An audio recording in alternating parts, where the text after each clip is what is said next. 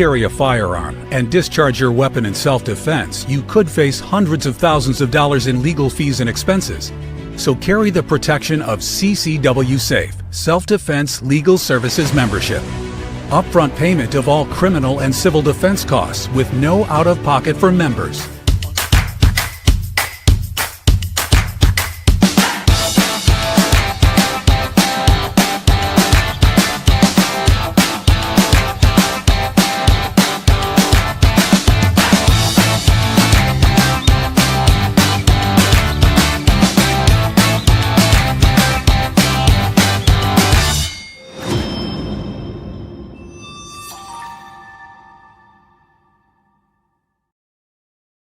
We are back. I'm Chris Evan, the CEO of Survival Dispatch, joined tonight by my good friend Jeff, MD, 26 years CIA case officer, author extraordinary. You can see some of his books behind him. He's actually working on some more books right now, and affectionately known in-house as 007.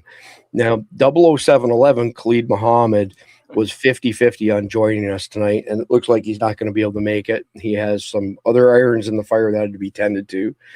Randy's brother just got stuck, and Randy had to go out in the Jeep to go rescue him. So Randy won't be with us tonight.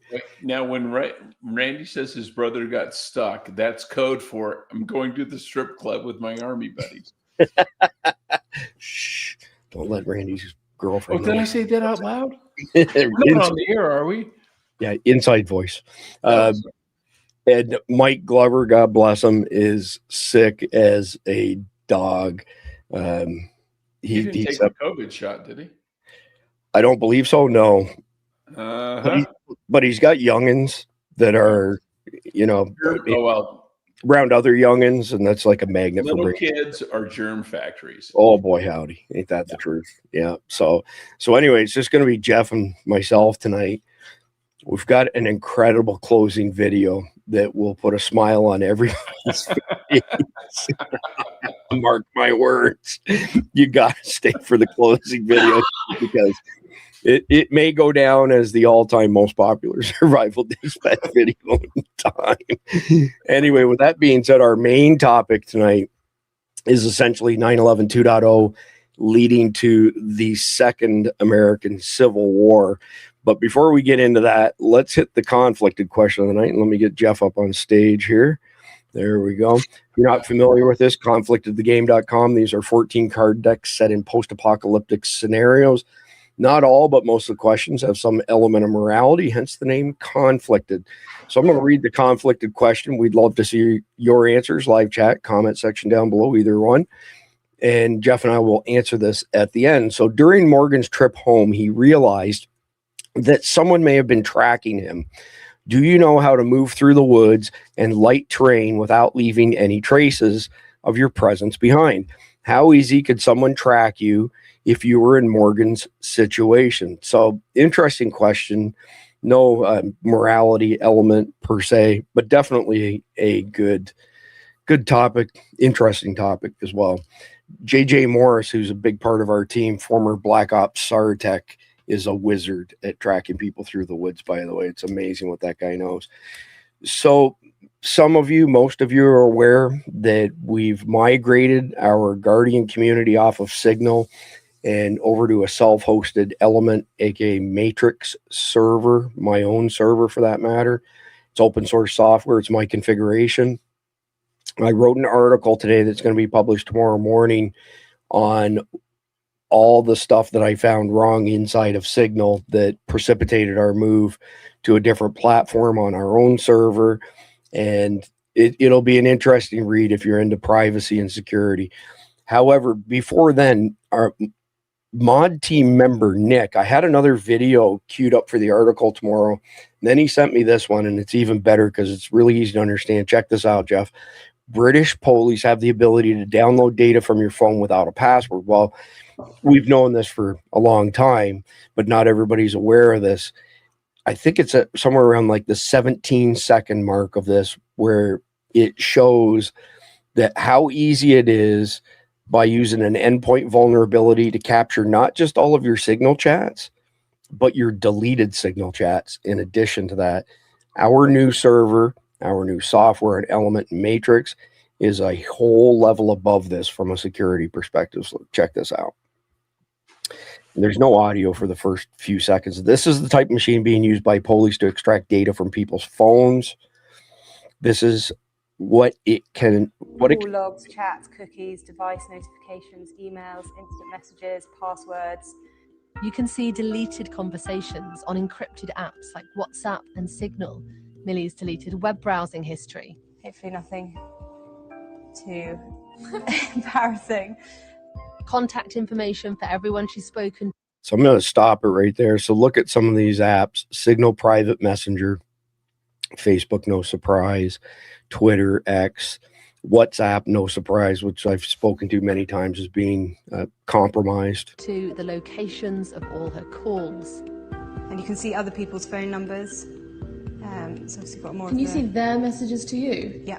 So the police are getting information about people that you've contacted who have nothing to do with the arrest that might have happened. Exactly, and who may have contacted me securely about work using Signal. I think the most worrying is that this can happen on arrest, even when charges are never even brought. It can also happen to witnesses and to victims. There seems to be nothing clear in terms of deletion, so it seems like the police can effectively do what they want when they obtain your phone. It's a scary amount of information. It's also so useful for the police.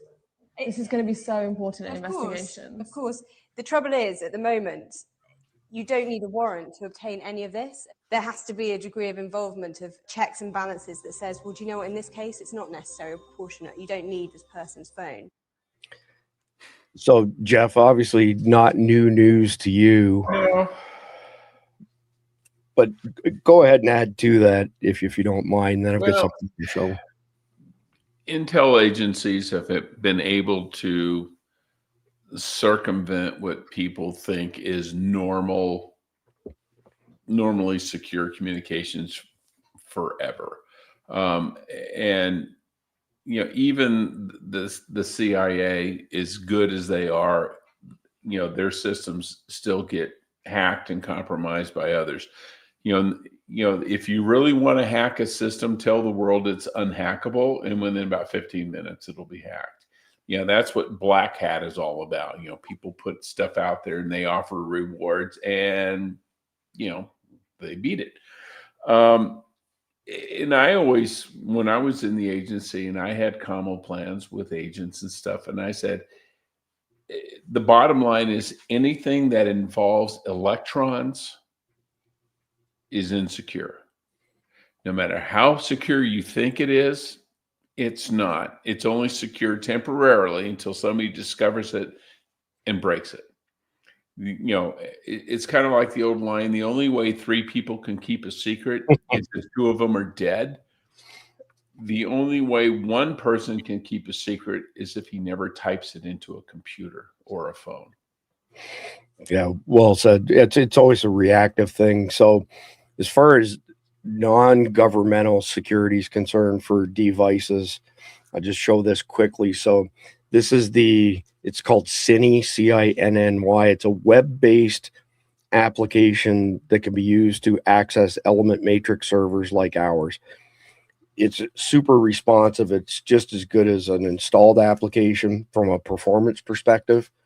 But when you run it in a private browser window with no password saved, as soon as you close that tab, poof, gone. All the information is no longer stored on your phone. And short of being able to decrypt something going across the wire, it's about as secure as it gets. Like I said, I've got an article being published at 08:38 Eastern time tomorrow morning. There's a reason 38 minutes, by the way. I don't know if I ever told you that before, but we commissioned a study at Sun Microsystems years ago to see when people cleaned out their inbox each morning and actually got into their email. And pretty much across the board by 08:30, the majority of people had their inboxes cleared out. So if you sent an email to somebody before 8:30 a.m., there was a good chance it was just going to get deleted during their morning inbox cleanup. So if you send it like just after 8:30, I've always done 08:38, you're basically at the top of the person's email inbox while they're at work and they're just getting into the routine sort of thing. So yeah, I'm going to be very old school here. As far as I'm concerned, the only safe encryption system is a one-time pad. And the way you get the numbers for a one-time pad, some people, random number generators. Yeah, over time, they're not so random. The best one-time pads, what they would do is they would point a radio telescope into a random part of the sky and just record the noise. And that became the one-time pad. So unless you had an identical telescope sitting right next to it, recording at the exact same time, there's no way in hell you could get that same random data. And it's only used once. But what the Russians did in World War II is they used their one-time pads twice. And you would think that's not a big deal. They did it because they were being overrun by the Nazis, et cetera, et cetera. But for a second there, they used their one-time pads twice. A complete set of random numbers, but they used them twice.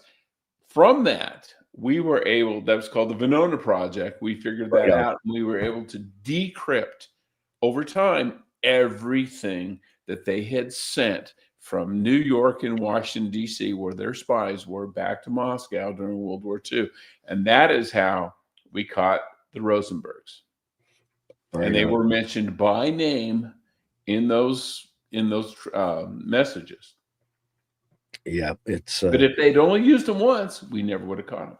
If it's made by humans, it's fallible at some point. So, what we've built as far as our element matrix server is concerned is literally as good as it gets for a private entity outside of government intel agencies. It's pretty solid, but again, anything can be broken into, just like your home could be broken into no matter how you fortify it. If somebody wants in, they're coming in, right? Yeah. So here's another short video. Google warns 2 billion Android users about WhatsApp, which is interesting because it's a meta application, which, by the way, I have an Android phone over here as well. Android has a serious keyboard vulnerability in it. And there's some apps that say, basically lock down the keyboard so there's no data leaks. They don't work. They just flat out don't work. So everything you type into an Android phone is an endpoint vulnerability, meaning before it goes across the wire, it's captured by loggers. It's used to go to the cloud for things like predictive typing, spell check, all those sort of things. The iPhone had the same problem years ago, and it was patched. But there's a whole bunch of vulnerabilities for all of these devices that are a whole lot easier to access than people think.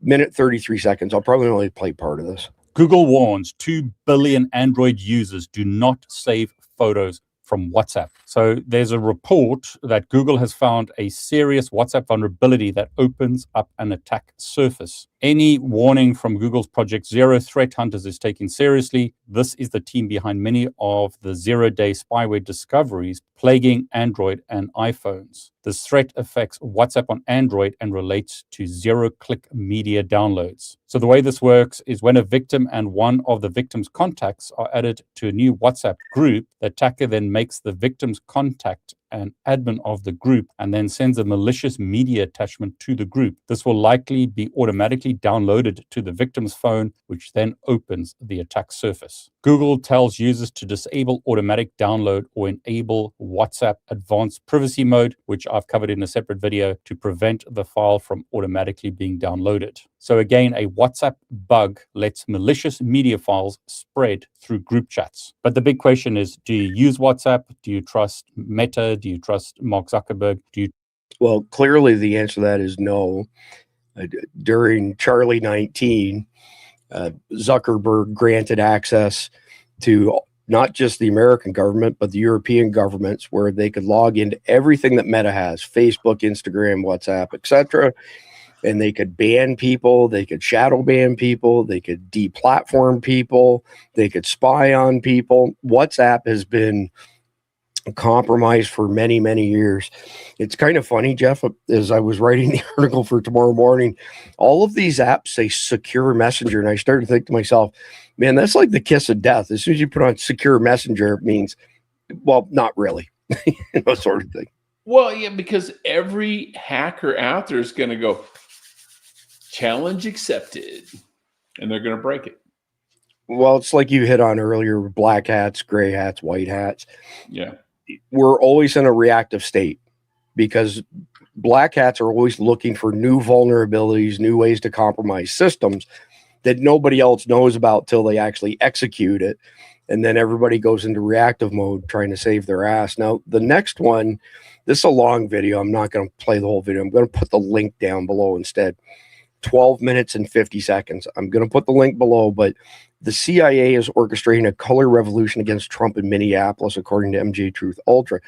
Barbara Boyd of Promethean Action argues that the ongoing protests in Minneapolis are not organic, but an orchestrated color revolution aimed at overthrowing President Trump, mirroring CIA-led regime changes we have seen abroad. She highlights Dr. Maria Stephen, a former U.S. Institute of Peace expert, as a key figure training rioters in tactics like road blockades, building occupations, and creating autonomous zones, methods drawn from events like the Arab Spring and Ukraine's Euromaidan.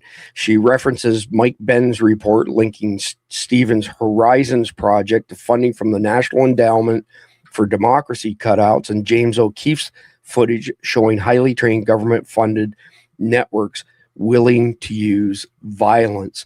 So, Jeff, I mean, as a former CIA case officer, I'm really curious to hear your thoughts on that.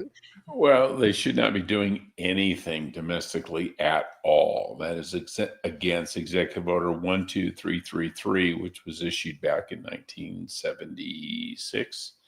And I used to teach classes on it, saying this is what you can do, this is what you cannot do. When it comes domestically, the cannot do list is about 10 times longer than the can do list. If they are doing this, they need to be fired and thrown in prison because they're, at the very least, they should be fired and have their pensions yanked because they're violating government regulation. Could it be that some people are doing it anyway? Yeah, sure. People do stupid crap all the time. But what I suspect is more likely is that people who maybe used to be in the agency, who were privy to these operations and had know-how on how they were executed, have taken that, given it to the radical left and say, well, this is something we developed back in the day, not saying it could work here. However, if you look at page 12, paragraph 4, I think you'll find it very, very interesting. Plausible deniability. Yeah, well, thing is about the agency, like any other organization in the government, you've got people from all sides. You've got conservatives in the agency. When I was there, most of them were the former military guys. And you had screaming liberals in the agency. Most of them were the Ivy League Northeastern crowd or the West Coast, Cal Berkeley crowd. And they were like that. But so you have you've got, like, just like the country, you've got people on both sides of the issue. And it's who's in charge at the time. I remember under Obama, I had a guy I worked for. I'm not going to mention his name because I don't want to get screwed. But I mean, he had a kind of a social gathering at his house. I was invited, and this about time when Obama was, Obama's going to put an end to that, and we're not going to do this anymore because of Obama. And I was just looking at him going, dude, what country do you live in? But it was all leftist bullshit. But and we had, I mean, I knew guys in the agency who considered Hezbollah, they're just a political party. No, they're a fucking terrorist group. Oh, no, they're a political party. Well, how many political parties do you know that have hijacked airplanes and assassinated people based on what country their passport's from? So for those of you new to Survival Dispatch News, when Jeff uses a 4-letter word like the F word, he means it. because he doesn't do it very often. No, but I mean, you've got people who are, again, both sides.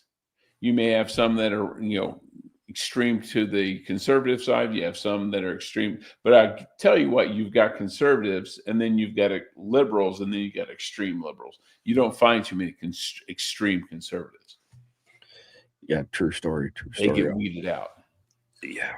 All right. So moving on to the next one. I think I have 3,000 milligram stairs lined up, but I have a feeling that this one here is probably going to be the champion, but I have a couple other good contenders. Don't jinx it. Well, let people decide.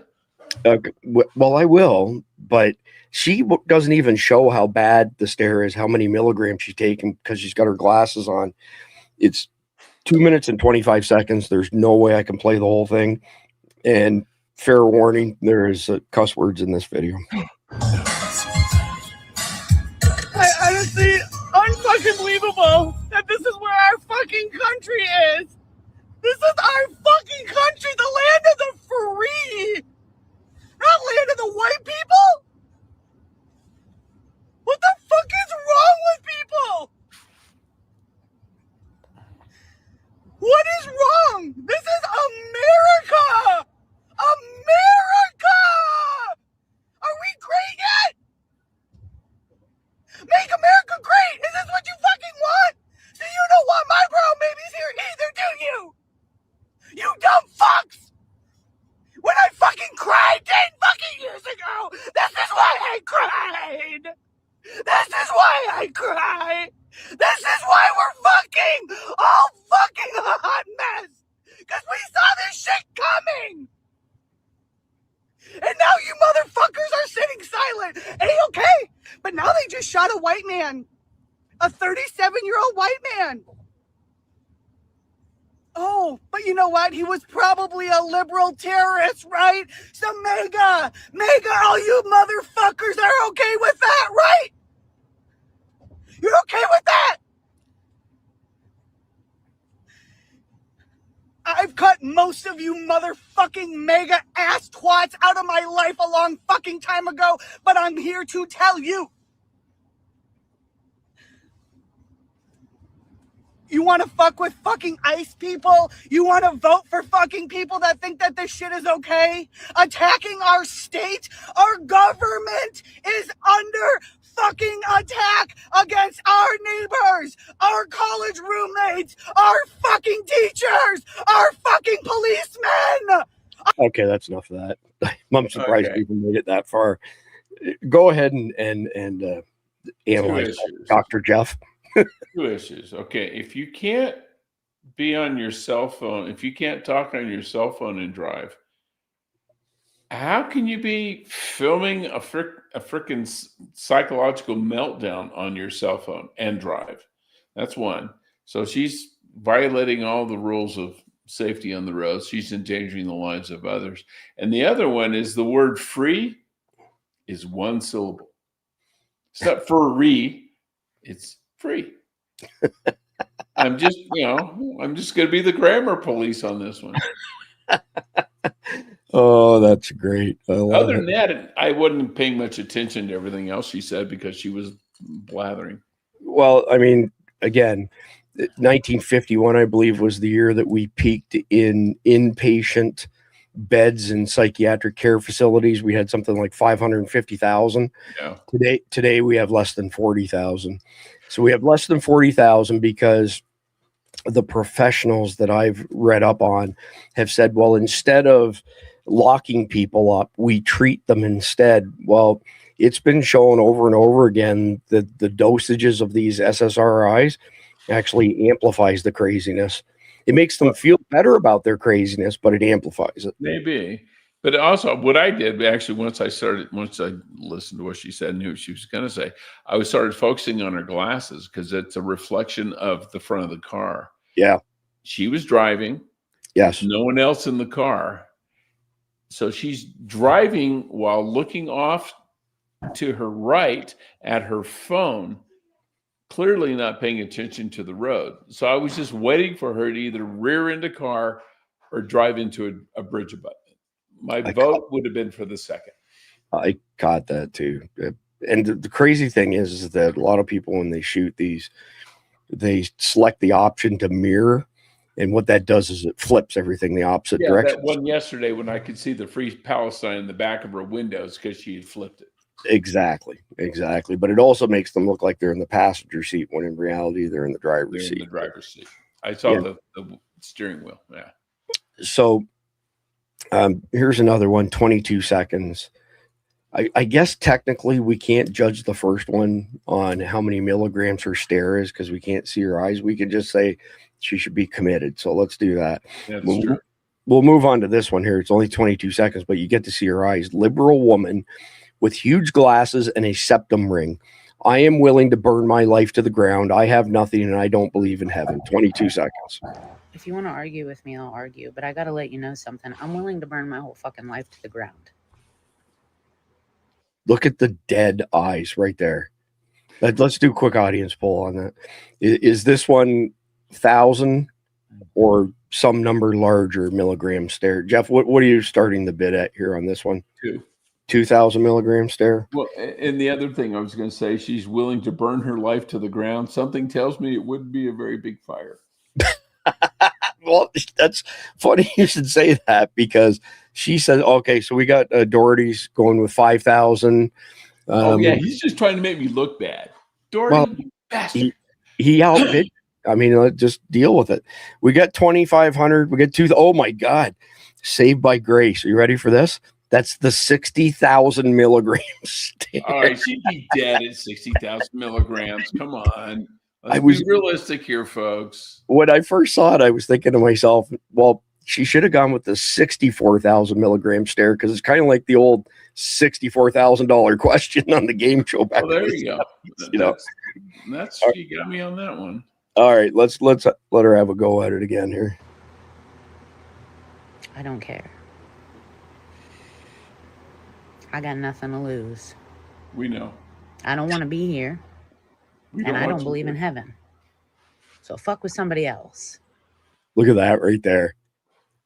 Are you sure you want to hang at 2,000, Jeff? I mean, that's clearly north of 2,000. I was thinking anything over that may be a fatal dose, but I may bump it to 3.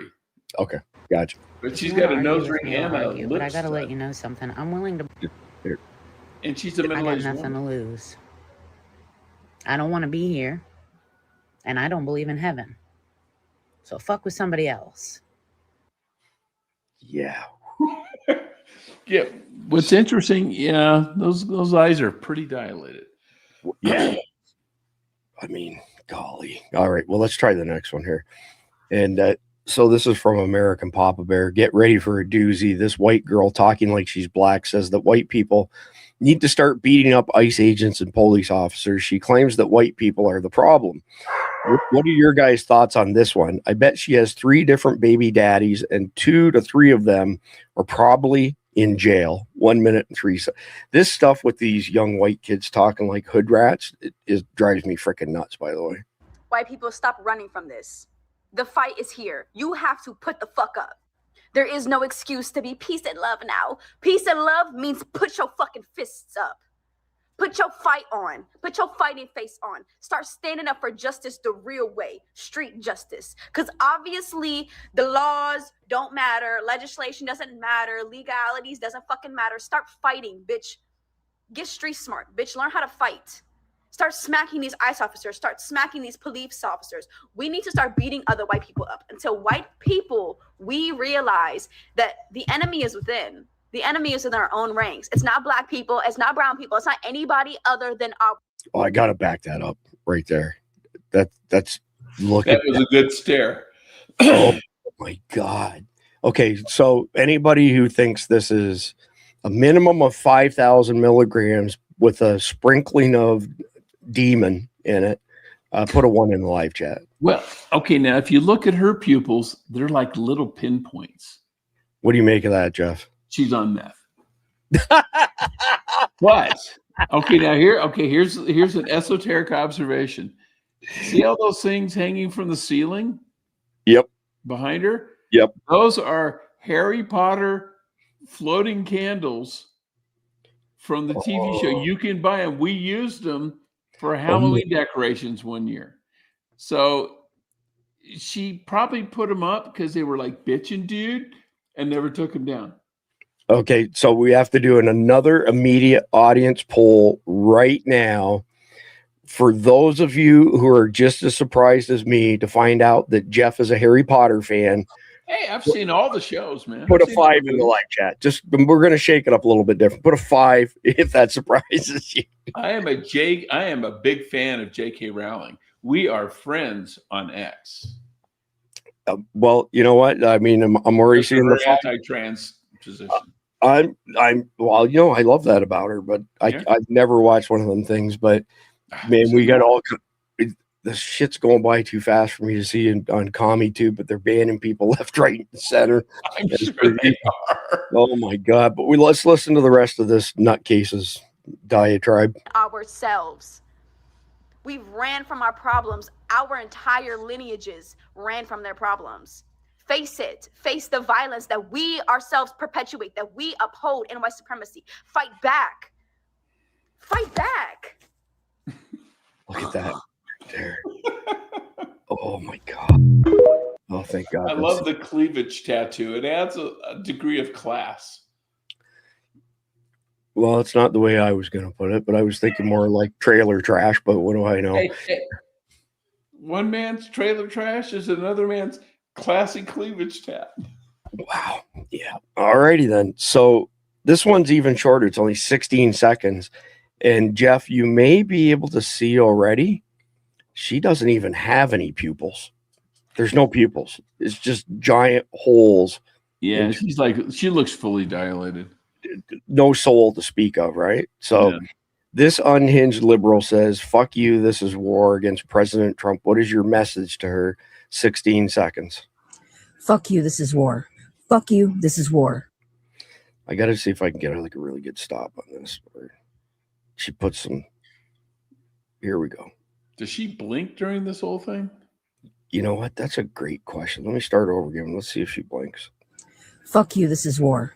Fuck you, this is war. This is war. We are at war. War. If anything, I declare war against Trump and ICE. Eat shit. Haha. Get ready. I think I saw half of a blink about halfway through. Yeah, I must have blinked 10 times during her little video. Let's watch it again and see if we can catch it. Fuck you, this is war. Fuck you, this is war. This is war. We are at war. War. If anything, I declare war against Trump and ICE. Eat shit. Haha. Get ready. There it was, right there. Yeah, right there. I think one blink in 16 seconds. Yeah. Let's see if we can capture. I don't know if it's going to be. There you go. Right there. There it is. That's the only blink. We got one blink at the 15-second point, and the rest of it's just straight up crazy. Yeah, this chick's on something, man. Yeah. So let's do this one. If y'all think this is the 1,000, 2,000, 5,000 milligram stare from SSRIs, put a 1 in the live chat. If on the other hand you think this is Coke or something else, put a 2 in the live chat. So 1 for SSRIs, 2 for Coke, 3 for both. By the way, what about just meth? Because she does look kind of the meth demographic. She could, but she doesn't have like enough of them gaping sores on her face like they get where they scratch. She's got the one on her chin. She's got a couple under the nostril, and I need to see her teeth. Are they kind of like missing and rotted out? Well, that's a good point. She may be new to meth. She may be new to meth. That's entirely possible. No, just saying. No, she doesn't have the meth teeth yet. Yeah, that's true. Not yet.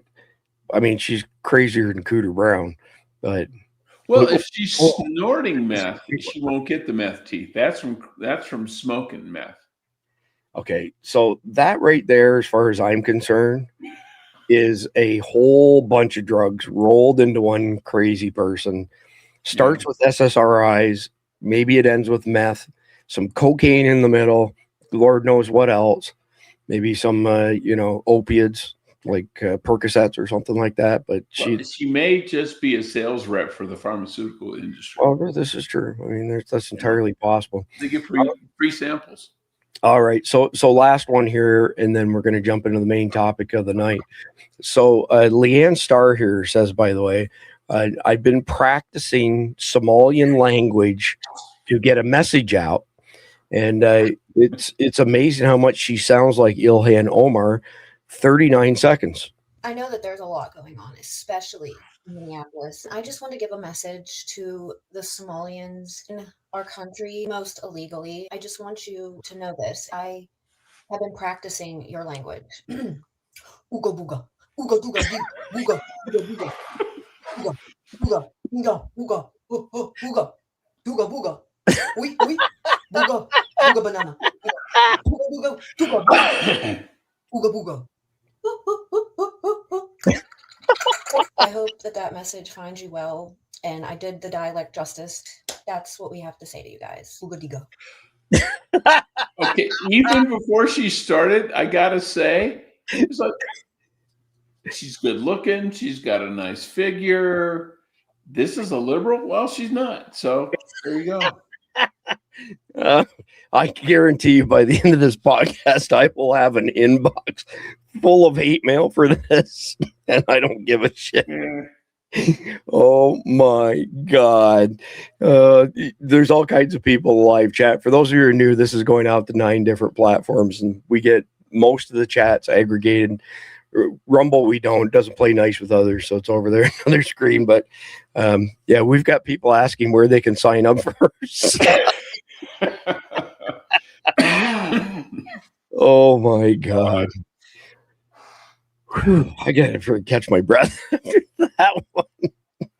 Oh my, y'all got to stick with us right to the end tonight, by the way, because we've got something that's just as funny, maybe even, actually I think it's funnier than that we wrap up the video with tonight. I need to take about a 30-second break so I can reload my cocktail. Go ahead. So while Jeff is doing that, I want to mention a couple quick things. I appreciate all y'all going to wasatchwagyu.com and ordering some of their jerky last night. They've got 25% off running until tomorrow night at midnight. Discount code SD25. I'll put a link to the website down below in just a second or in the live chat. This is crack cocaine. By the way, you notice this is the one that Jeff mentioned, the ghost pepper one. Boy, howdy. This one will tear you up. You better have something on standby to cool you off when you get that. So with that being said, let's get into tonight's episode. So tonight's episode, the main topic is the Second American Civil War, essentially the breaking of the Union and having all kinds of different autonomous regions, states, or even new nations as a result of it, something that none of us want to see. And I would argue that what we're seeing in Minneapolis is a preview of what national fracture looks like in real time. Intelligence agencies are openly warning that coordinated attacks across now 15 to 20 U.S. cities, not 10 to 15, are a when and not an if. So when the system is overwhelmed, the responsibility to protect your family, it doesn't belong to the government. It's going to belong to you and your community and your faith. So as I've mentioned before, when Clete and I put together this 144 episode series, it's all predicated on everything happening post 9/11 2.0. Once you have that, you have all the context you need. So, and need in terms of each episode having value and that's worth watching. So I'm going to give you all the Cliff Notes version of 9/11 2.0. So what it is now essentially is 15 to 20 tier 2 American cities being attacked simultaneously or in some sort of cascading fashion. Tier 2 meaning population 100,000 to 500,000. In each of these cities, you're looking at 10 to 15 sleeper cells, 4 to 12 jihadis in each sleeper cell. Do the math. You're looking at somewhere between 2,000 and 3,000 highly trained jihadis, trained by our people, by the way, trained in our TTPs, SOPs, the whole 9 yards. And they will be basically coordinated by these teams overseas, Iran and Afghanistan most likely, called command and control teams, just like Mumbai was in 2008. 2008 Mumbai. You can watch Hotel Mumbai to get a really good grasp of what a CCTA looks like, complex coordinated terrorist attack. Those jihadis, when they landed in the Zodiac, they split up into 5 two-man crews and went and hit soft targets. 2 of them went to a train station, slaughtered 50 people in the first 2 minutes with machine guns. And as they were progressing through Mumbai, which is a city of 18 million that they essentially shut down for 60 hours, they were getting directions where the command and control teams were saying, hey, don't go here, go there, because the cops are here, the cops are there. But the thing is that they purposely made the secondary and tertiary attacks worse than the initial attacks, because the goal was to draw in the first responders and then kill them with things like VBIEDs, so vehicle-borne IEDs. So here in America, imagine 15 to 20 cities being attacked by 10 to 15 sleeper cells in each city, starting with soft targets like schools. Imagine an HVAC van pulls in. And the reason I use this example frequently is because we have hard intel on this particular method.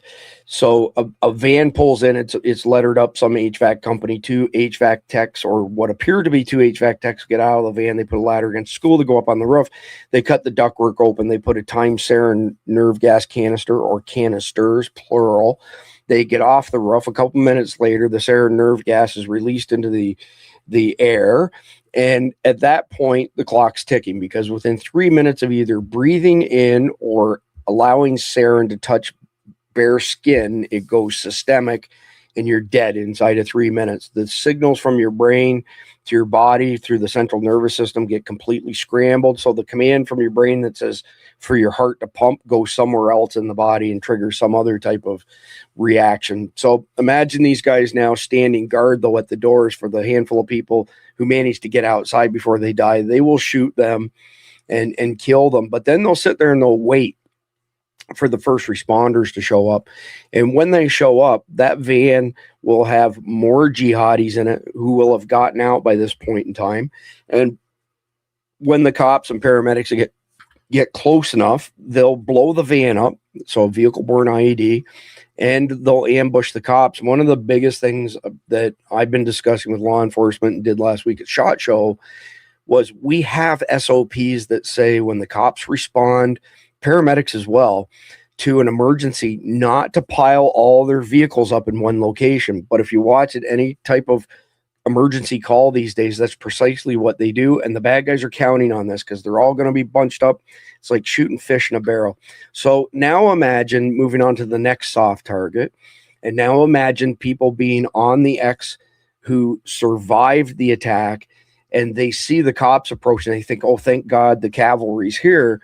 And they run towards them. And instead of it being the cavalry, it's the jihadis dressed up as cops. We have a record number of police uniforms, paramedic uniforms, police cars, ambulances, National Guard uniforms, and National Guard vehicles like Humvees that have been stolen over the past 18 months. And they will purposely pose as the good guys. And when our people who survived think the cavalry's there, they'll literally get slaughtered. This is not a new tactic. Jihadis have been using this for years. They used it on 10/7 in Gaza, or I should say Israel, at the Music Fest. And it's not something that's new, but people have this thing called normalcy bias, where the shit hits the fan and the human mind wants to get them back to normal as fast as possible. So they want to embrace these first responders.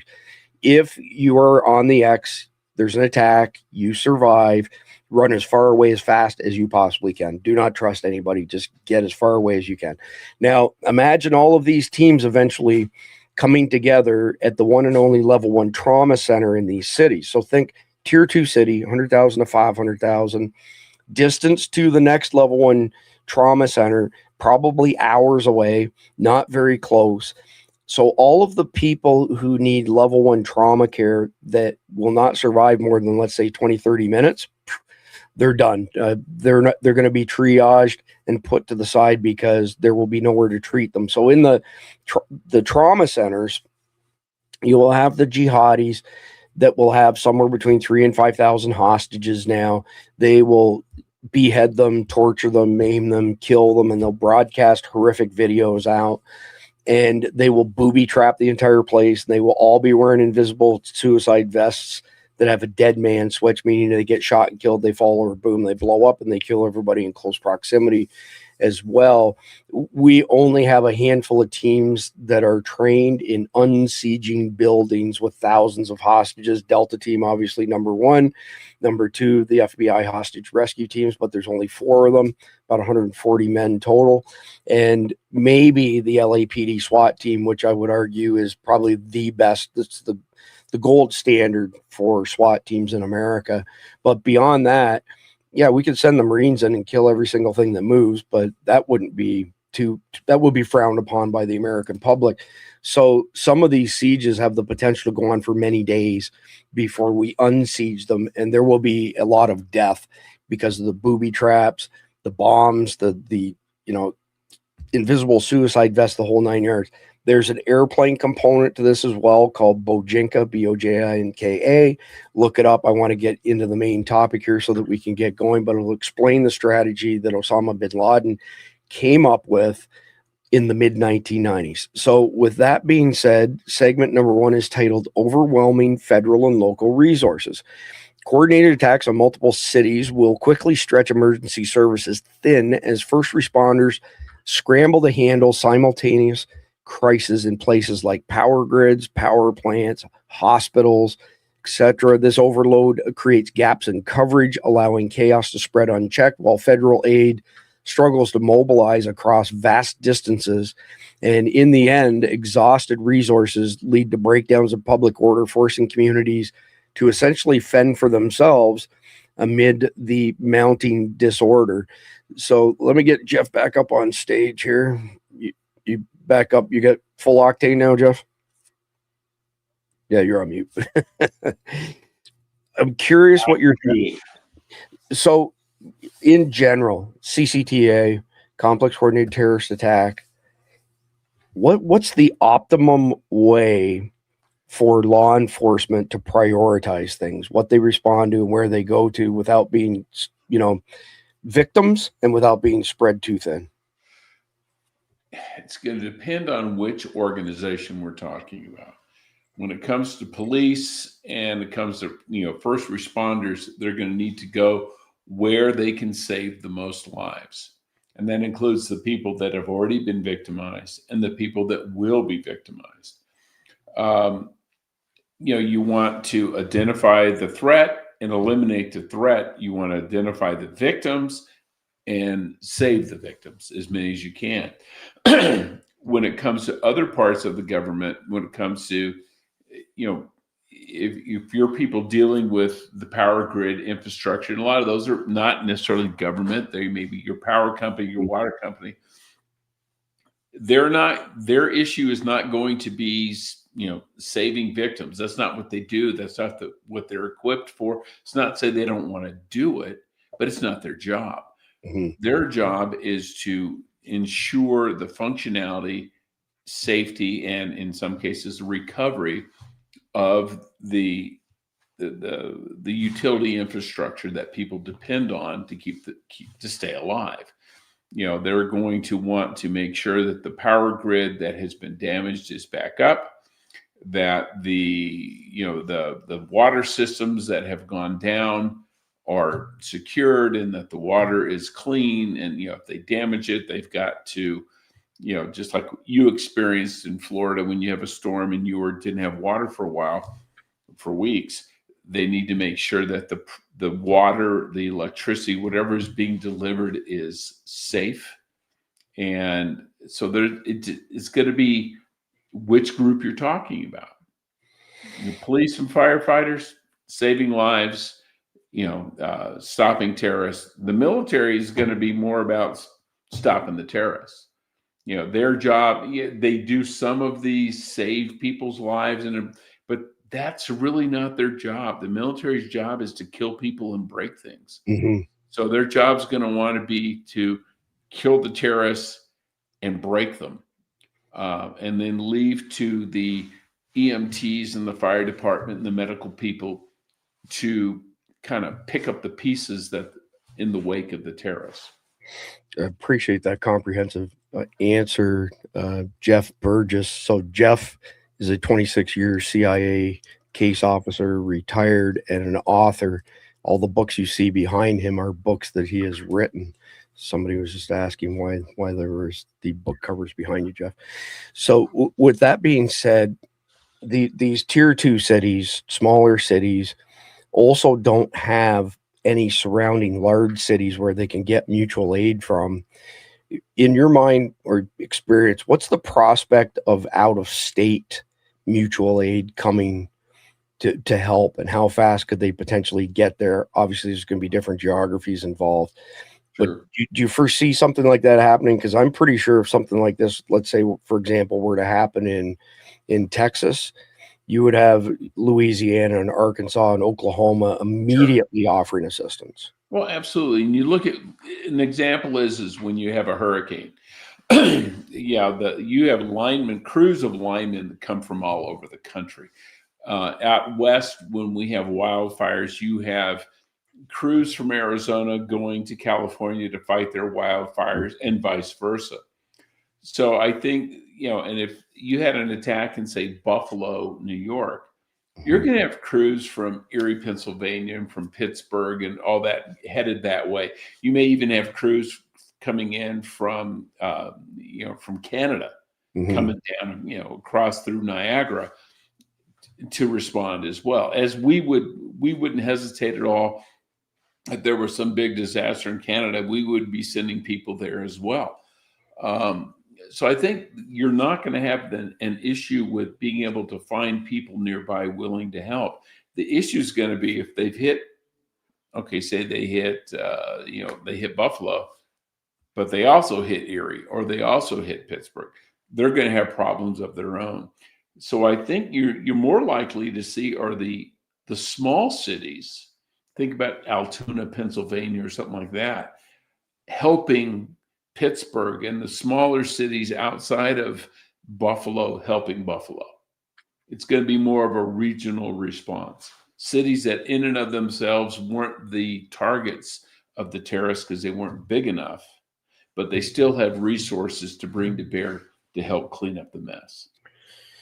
So I'm curious what your thoughts are, Jeff. Maybe India is not so much, close to us as far as, societal norms are concerned.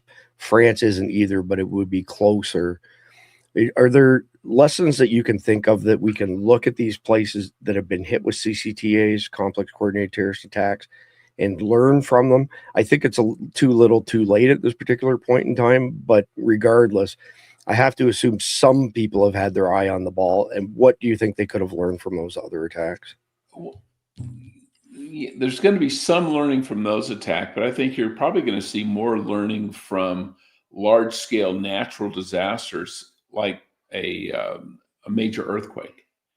When you have people who come in from all over the world searching for the survivors and trying to clear debris to get to survivors and things like that. When you have a major earthquake event, not to be grim, but you have cadaver sniffing dogs that, that will come in from frickin' the United States and Israel and, whoever has them. Human beings by their nature tend to be very helpful and they want to help. And people who are in those lines of work, if you're a policeman or a firefighter, you're not in it for the money. You're in because you want to serve your fellow man. And whether that fellow man is in Buffalo, New York, or Mexico City, you want to help. Yeah, that's well said for sure, Jeff. Last one before we move on to segment number 2. I'm curious what your thoughts are on what's going to happen to communications in each of these cities as it unfolds. I mean, it's safe to say that the cell network is going to be crushed by everybody trying to get on it. And yes, there is FirstNet, which gives priority access to first responders.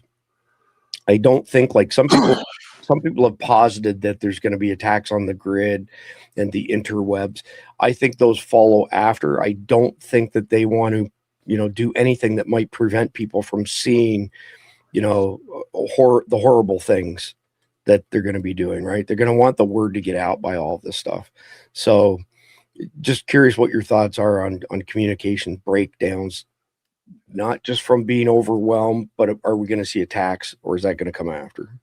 Initially, I don't think we'll see attacks because they want the word to get out. They want to show the world what they did. I think the initial, issues are going to be simply overwhelmed.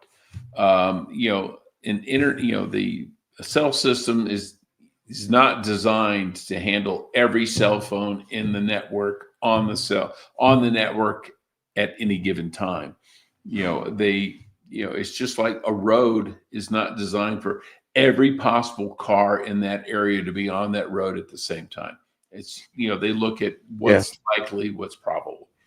And what's going to happen is once word gets out that there's an attack, pick a city, I don't know, say, Omaha, Nebraska, let's say. Sorry, Nebraska, not picking on you.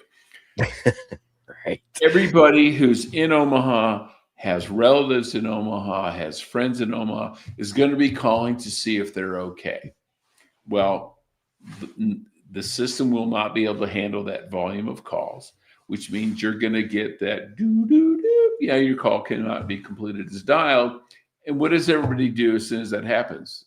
They hit redial, and then redial, and then redial. So the system will be overwhelmed all day long because people are impatient.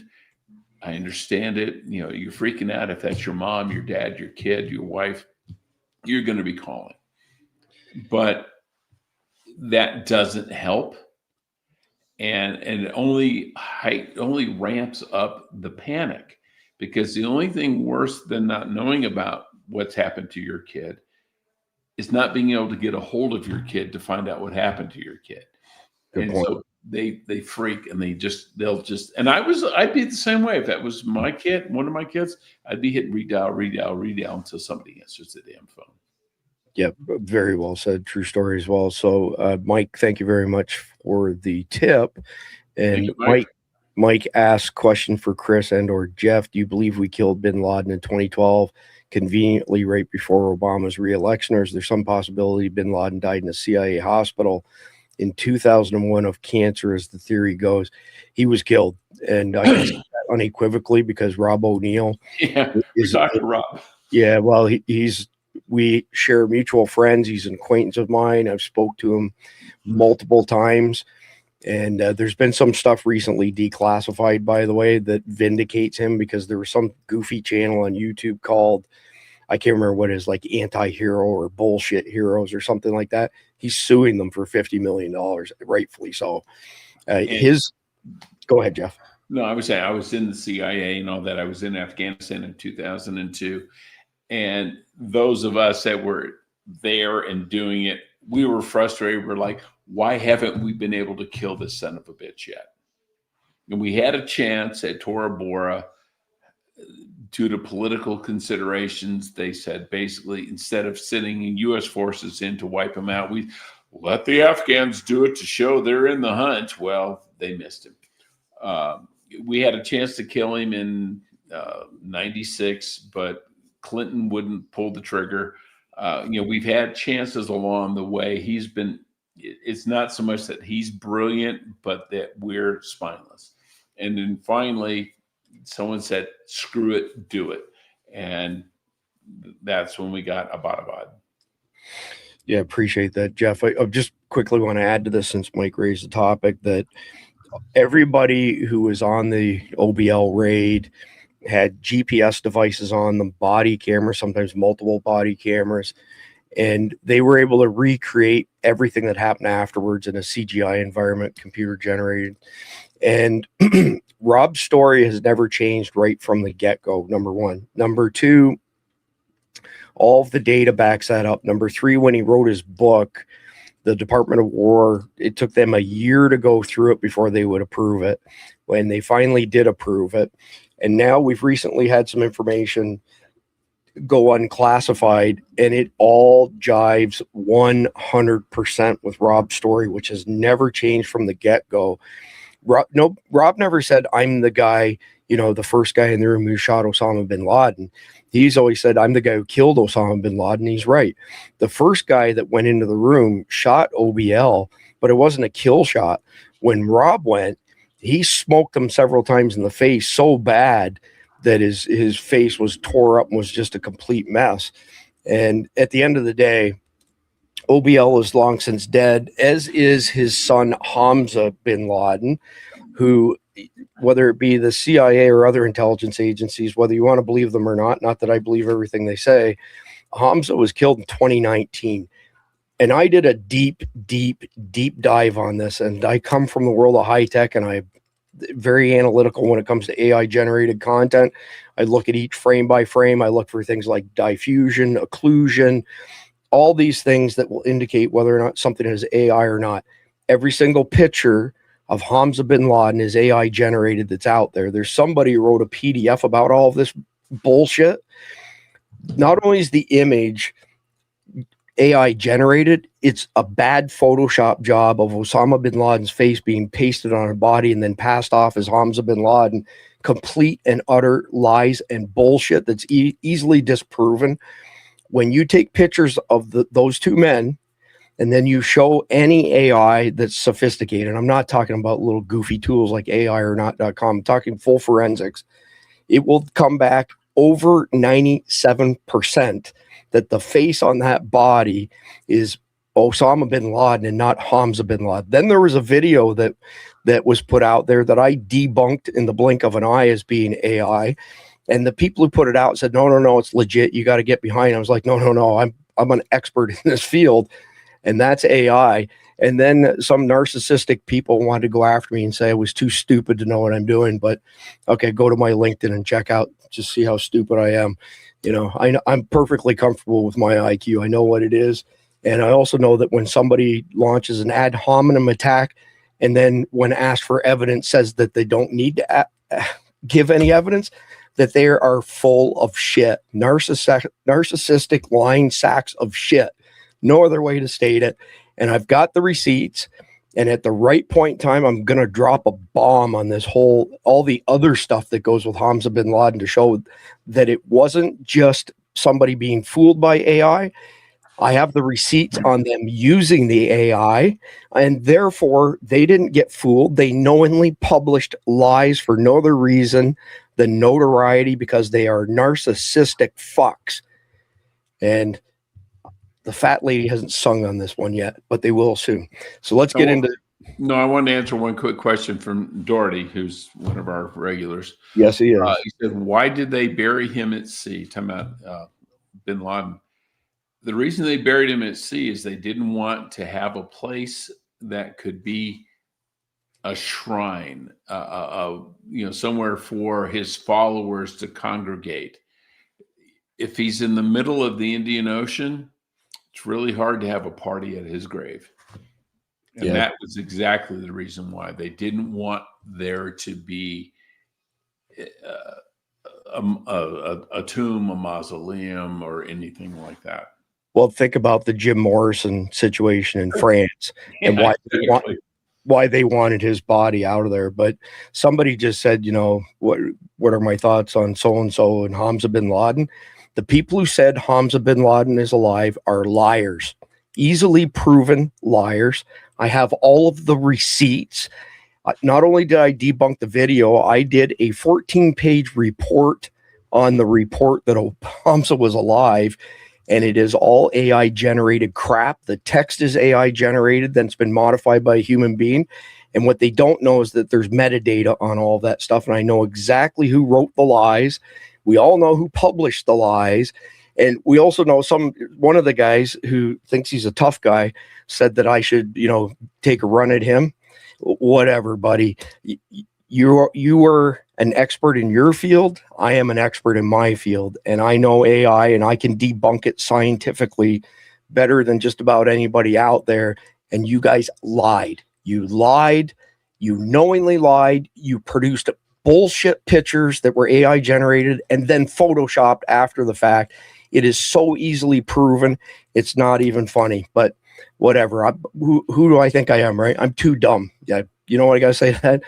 Fuck you, you narcissistic pieces of shit. Seriously. That's how you really feel. Don't hold back, Chris. I've been holding on to this for bit while my attorneys review all the options on how I'm going to approach it. But I am going to drop the bomb on this, and I fully expect that they're going to take a run at me again because of this. I got the receipts. You lied. You created AI bullshit and then tried to convince the world of a complete and utter lie. You weren't fooled. They weren't fooled. They made up the evidence, period, full stop. I know who you're talking about, but we won't go there. We're not going to, no, my attorneys are going there. But anyway, Hamza bin Laden is not alive no matter what anybody says, period. End of story. Moving on to segment number 2, accelerating political and cultural fractures. The strikes that are coming will exploit existing rifts between red and blue areas. Rhinos, Democrats, Republicans, Democrats, whatever, two different sides of the same coin, but we do have differences in states, whether they be red, blue, purple, or otherwise.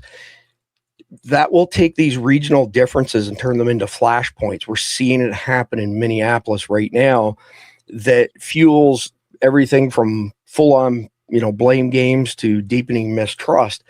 And as the blame shifts from terrorists to the rival political groups, which it will, and rightfully so for the old Biden admin flooding our country with millions of shitbags from third world shithole countries, you know what? Everyday people are going to start seeing neighbors as enemies based on, their views, their backgrounds, their actions, those sort of things.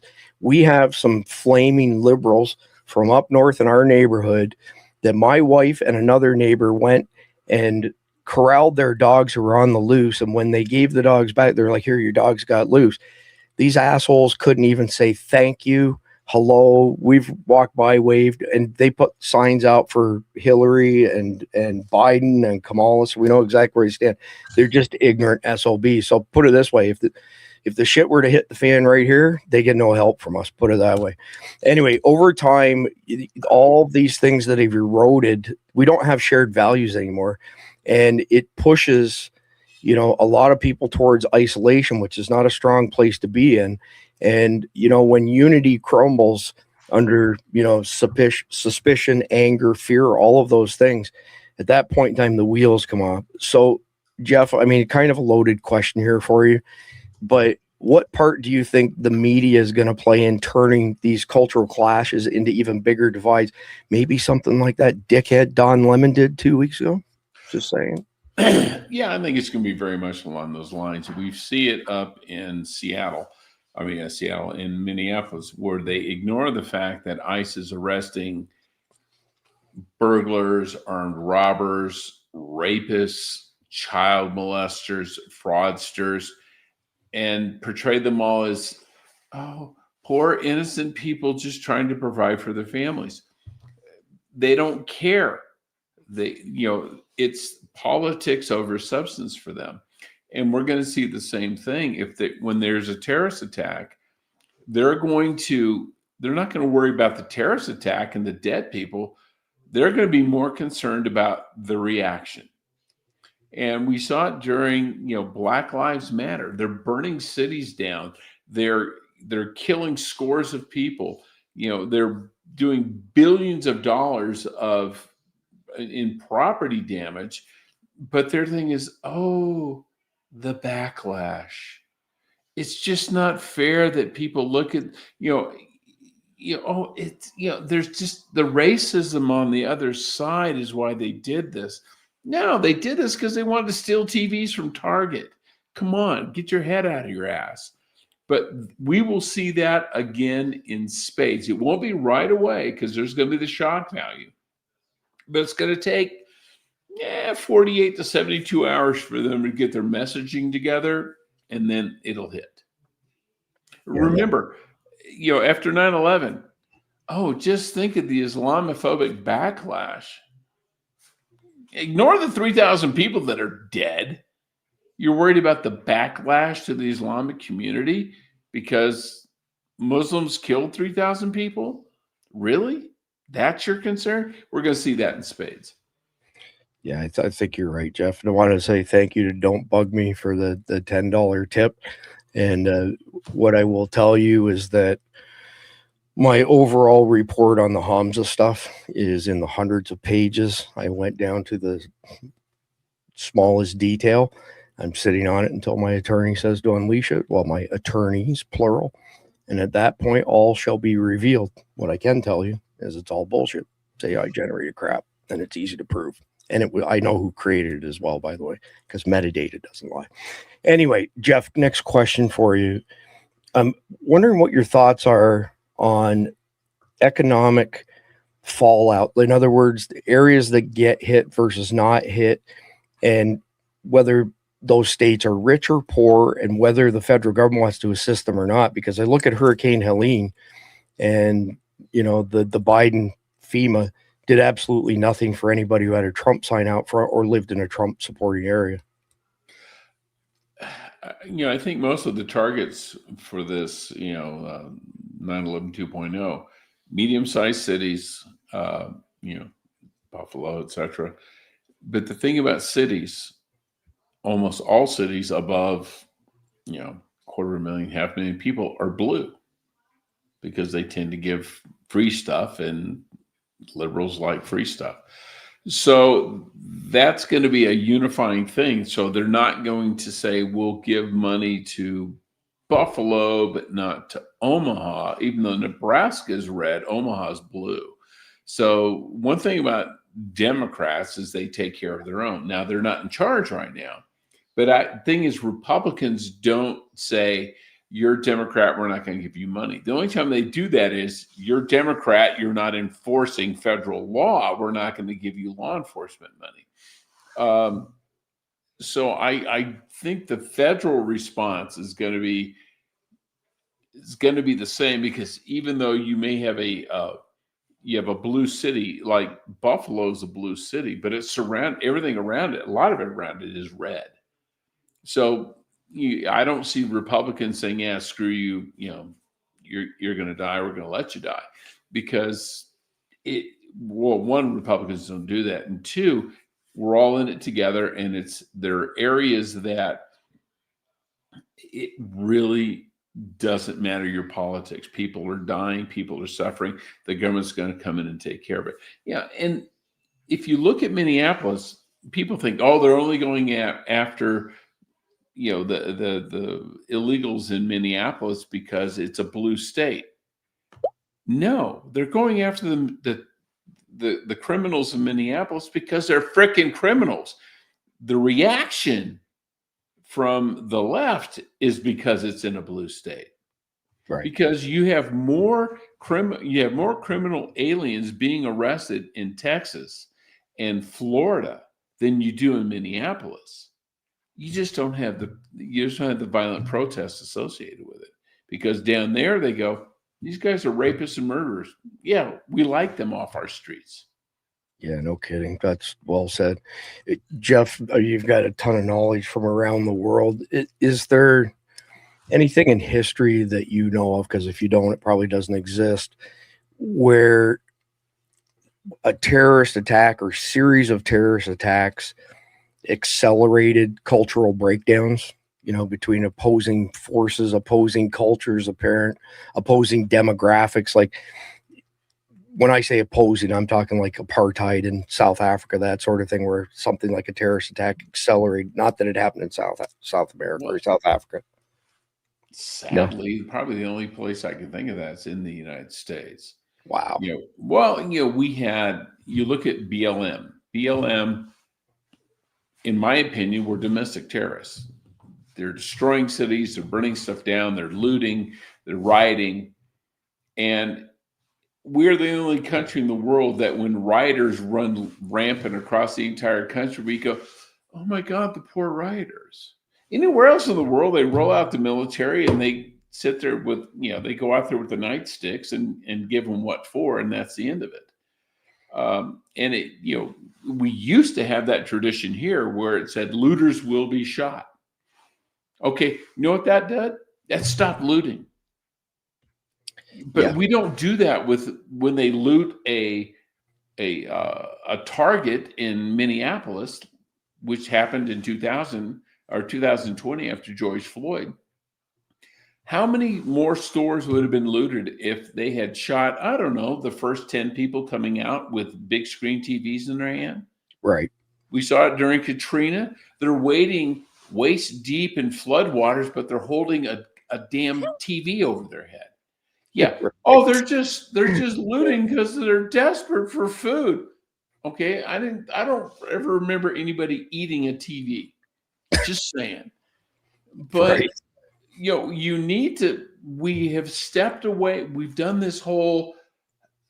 It's the criminal is the victim bullshit. No, they're the criminal. And when a criminal, it's like a guy's coming at you. I shouldn't ask him. Okay, someone breaks into my house in the middle of the night. I'm not going to stop and ask, what's your motivation?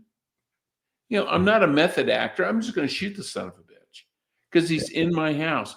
And the fact that he broke into my house at 2 a.m. means he has ill intent. He didn't have a weapon. I don't care. I wasn't willing to ask him. And we need to get back to that because people do this because they know they can get away with it. And when it becomes more dangerous to be a criminal than a victim, people will quit being criminals. Yeah, you would think that fear of repercussions, accountability might actually work for a change. You think? Maybe, sort of, kind of, sort of. No, I grew up. I mean, the town from Bald Knob, Arkansas, middle of freaking nowhere, a little tiny town. They were slaughtered by a tornado back in the 50s. I think 20, 30 people were killed. You know what they didn't have? Looting. There you go. Shocking, Jeff. Shocking revelation. But thank you. So let's get into segment number 3, emergence of autonomous regions. With central authority faltering, hard-hit areas begin pulling away to handle their own security and supplies, forming self-reliant zones that prioritize local needs over national ties. These pockets grow stronger through community pacts and shared defenses, gradually shifting power from distant capitals to grassroots networks. Eventually, what starts as survival tactics hardens into lasting separations, redrawing maps along the lines of loyalty and necessity. So you've seen some countries break up in the past. None of us want to see it happen here in America, Jeff, but what would drive a region to secede based on receiving no or limited federal help? And it doesn't matter which side of the political spectrum this falls upon. Well, I don't think it'll be a formal secession. They won't say, okay, we're no longer part of the United States of America. We're now the Republic of Lubbock, Texas. No, it's not going to be that way. It's going to be, they've got no support from the federal government, and they're going to say, okay, we're on our own. So they self-organize. They take care of their own because people don't willingly die if they can help it. And they'll instead of federalize, they'll localize. But I think where the problem's going to come is if they do a good job of it, then the Fed comes in and say, hey, you guys have done a good job. Good. Give us half your food.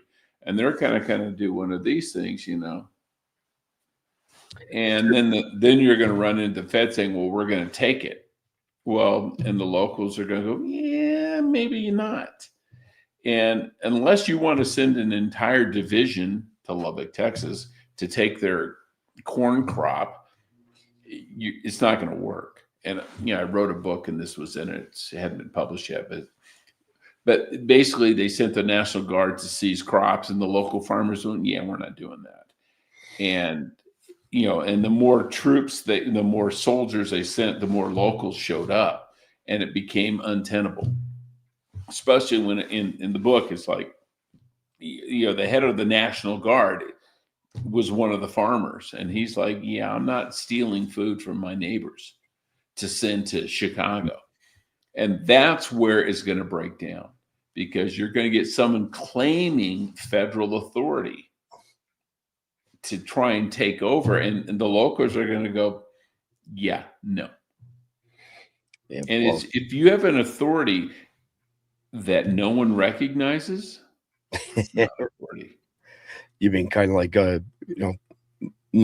fake money, that Yeah. somebody this Well, is yeah, this but legal tender one is not. if someone says I'm in charge and everybody else goes, no, you're not. Guess what? You're not in charge. Right.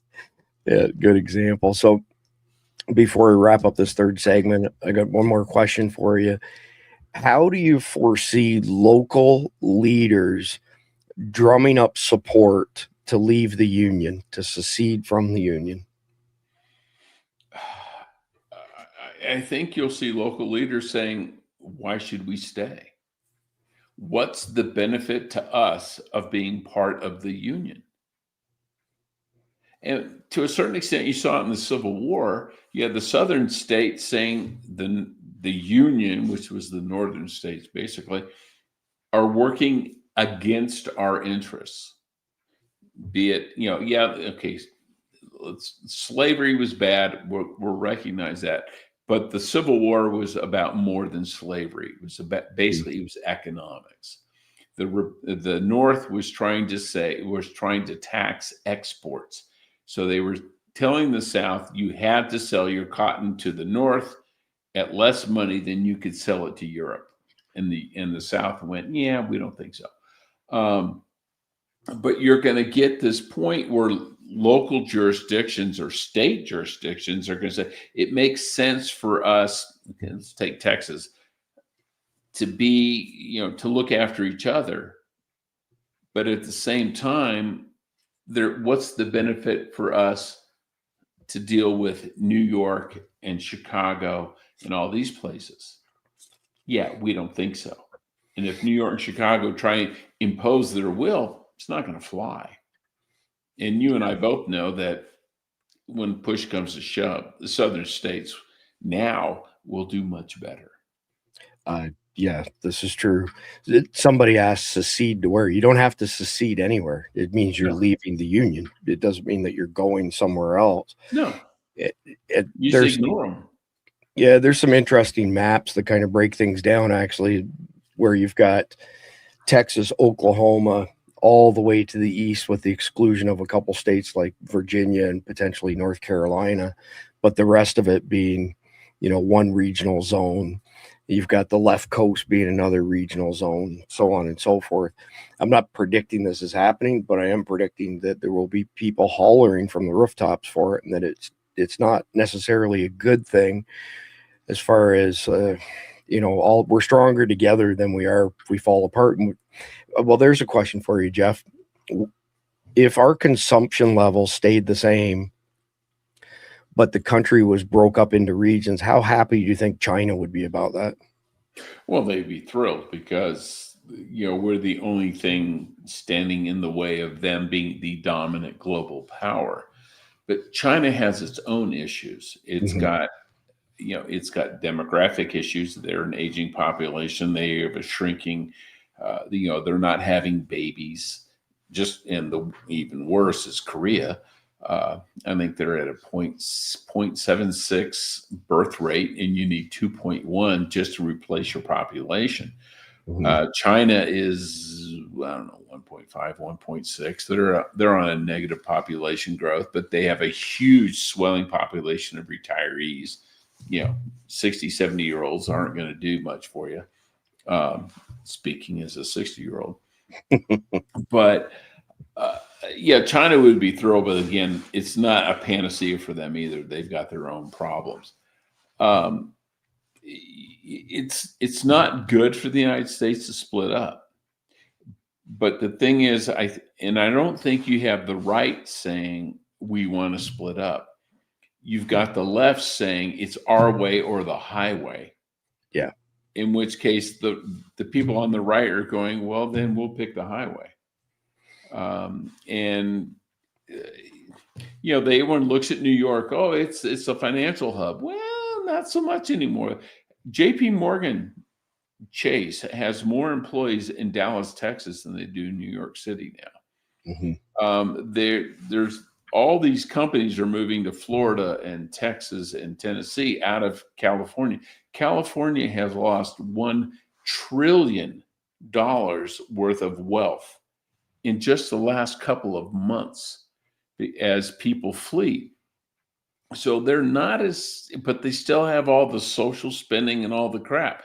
So they need the rest of the country a hell of a lot more than the rest of the country needs them.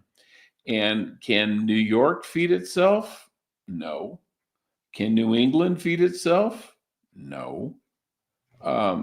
It's the red part of the country that feeds the blue. Yeah, the blue has got a lot of population. It's got a lot of economic activity, but it's not productive economic activities. They don't build things. They move money from A to B, and they shift around its finances, banking.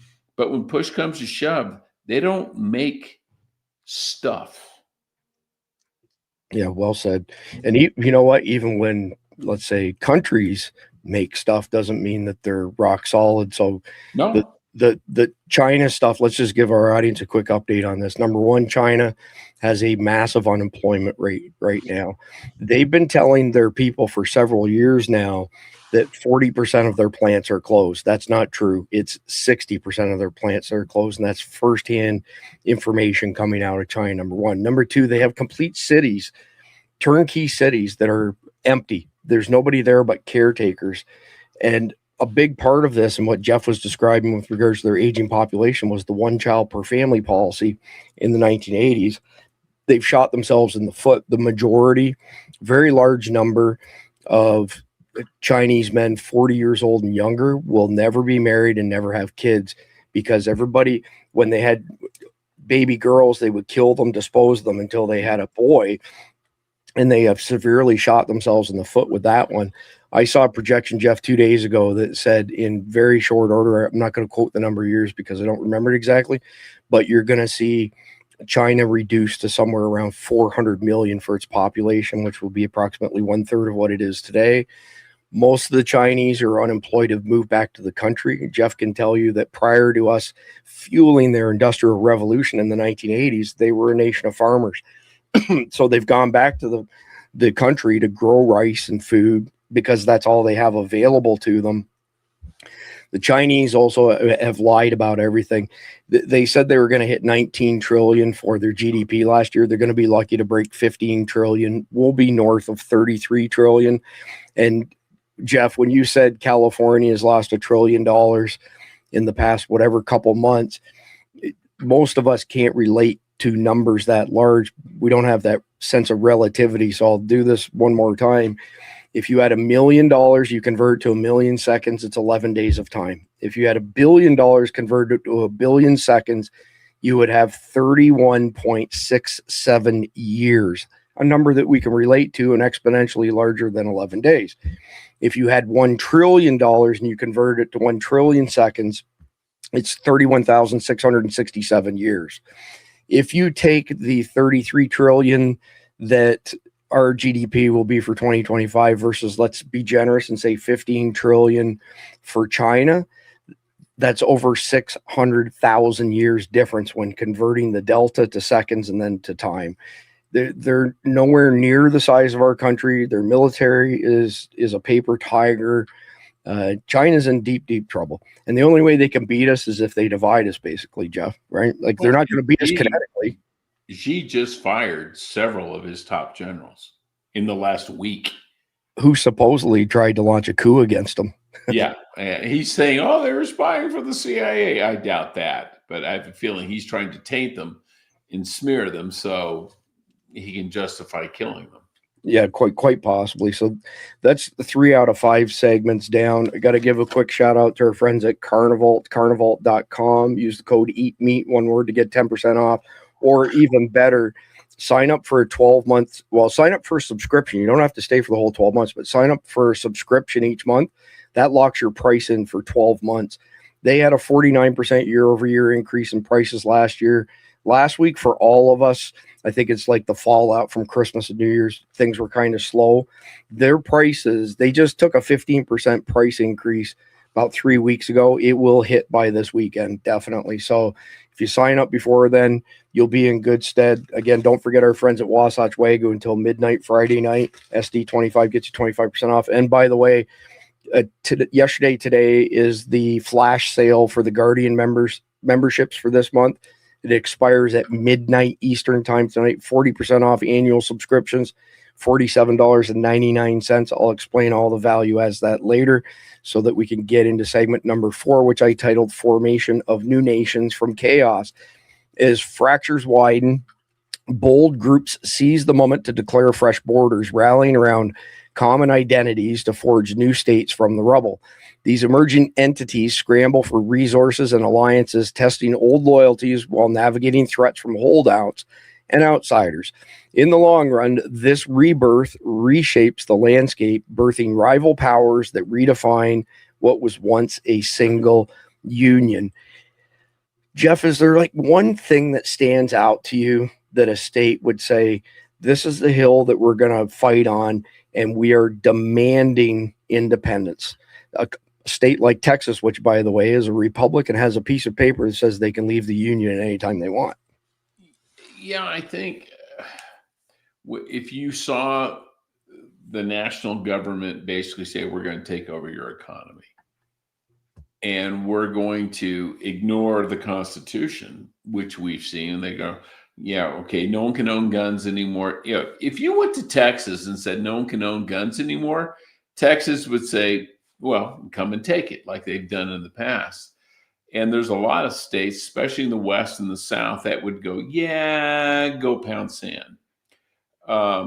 Because, you know, any sane person would say, you want to take my gun away. My question is, why? And they can't answer that, not legitimately. But I think you would see a lot of the states in the South, and it may be the states form together. You may see Louisiana, Texas, and Arkansas and Oklahoma form a union. You might see, you know, Tennessee, Mississippi, and Alabama, and maybe northern Georgia form a union. You know, that kind of thing, because people are not willing to give, especially people in the South and the West. And by West, I don't mean California. They aren't willing to give up the freedoms they already have. They understand. And I think that's going to be the breaking point. And when you have someone from Washington, D.C., or a Nancy Pelosi type thing going to Texas and say, yeah, we want 30% of your money to subsidize Chicago and New York, they're going to go, yeah, I don't think so, homie. You know, you guys have shot yourselves in the foot. That's your problem. Figure it out. Fix it. Well, let's go to the next part of the equation, Jeff. Let's say that some of the states decide to break off on their own. Let's say some of them decide to, you know, group themselves together. How are disputes over land and resources settled in that type of murky water, for lack of a better term? Well, whoever owns the land now owns the land tomorrow. And if it's federal land, it goes to whatever new government is established. Now, Texas, 96% of Texas is private property. Mm-hmm. There's a little bit that's federal, mostly down in Big Bend in that area. Arizona's different. Arizona is, I think, you know, not even counting the Indian reservations.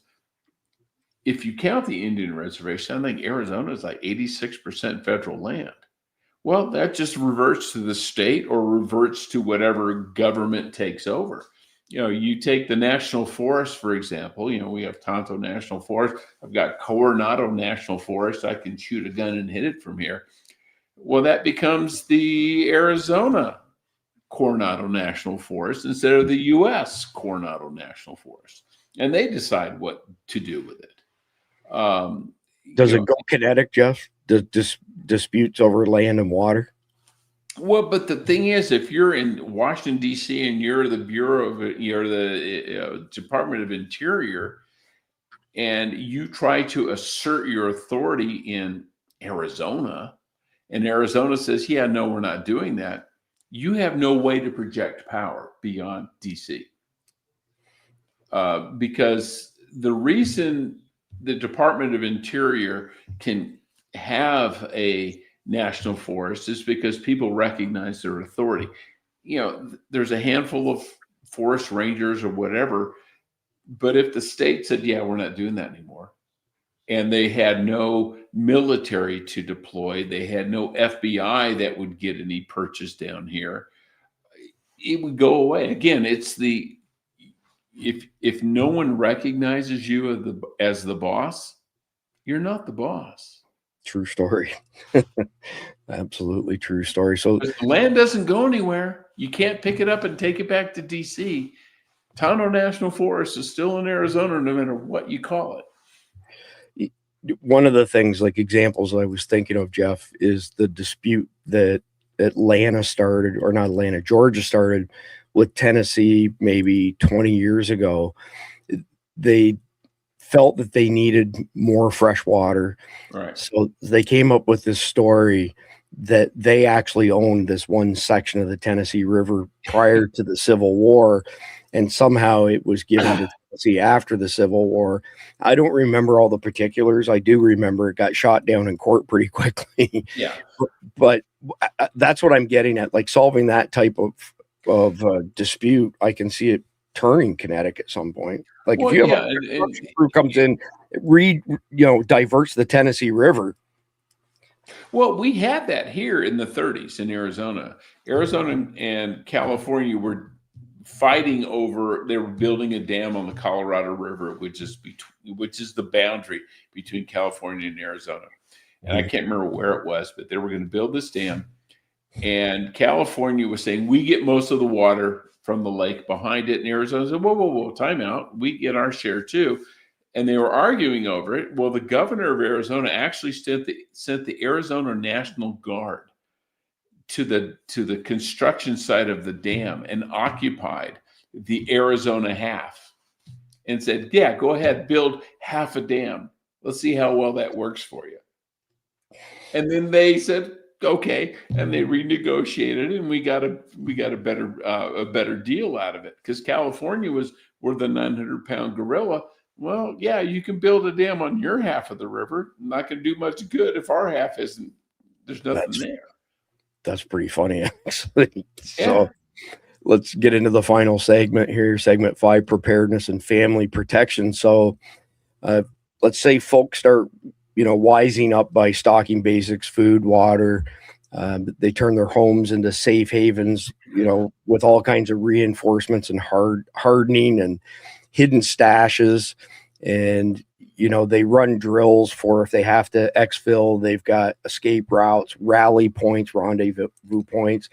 They teach their family to spot danger, stick together no matter what. And when push comes to shove, that groundwork, I would say, keeps your group tight knit and secure, and able to ride out the storm until calmer days return. Because I think there's going to be a lot of people, Jeff, if things get to the level of Civil War 2.0, which unfortunately I'm pretty convinced is going to happen at some point in time, because we have two diametrically opposed, groups in America now, and neither side is going to give an inch to the other side. So eventually this shit's just going to explode, and we'll see what comes out of it. But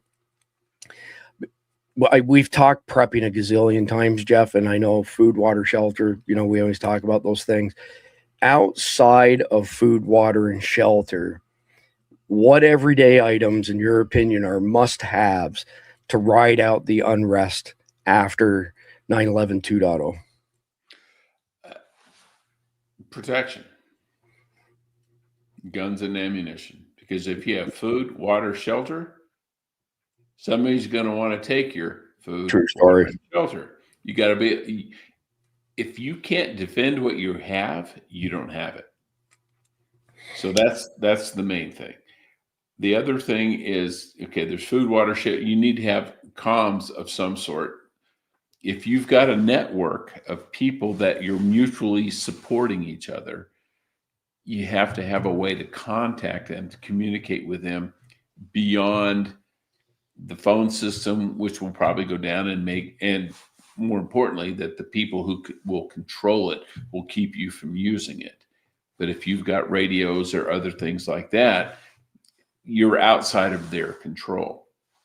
And then medical. You've got to be able to take care of yourself and your family in the event of non-food shelter, related issues.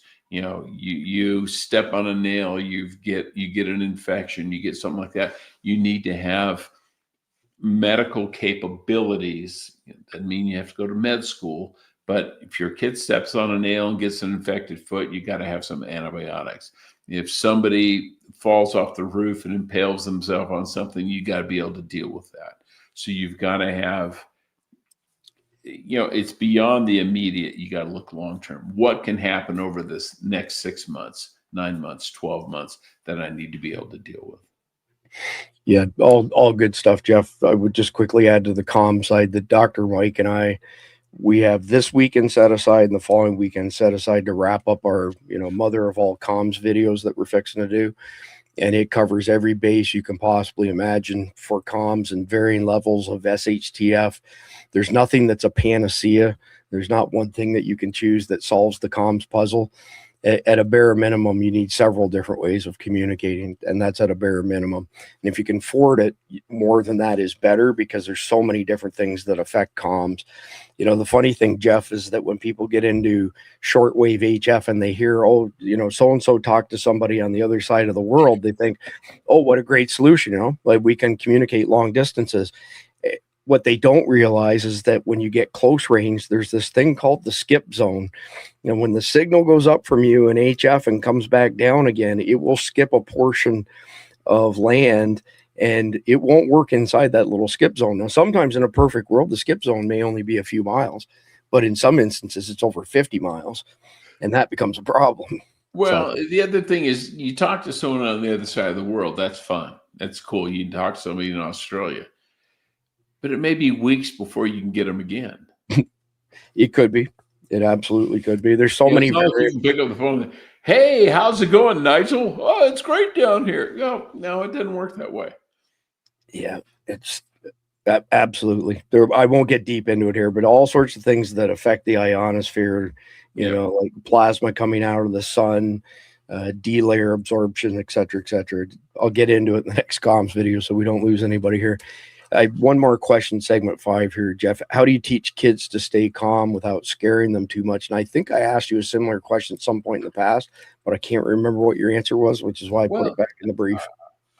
I think what you do is you couch it in terms of a natural disaster, something that is not predicated on other people's evil, but just on bad luck.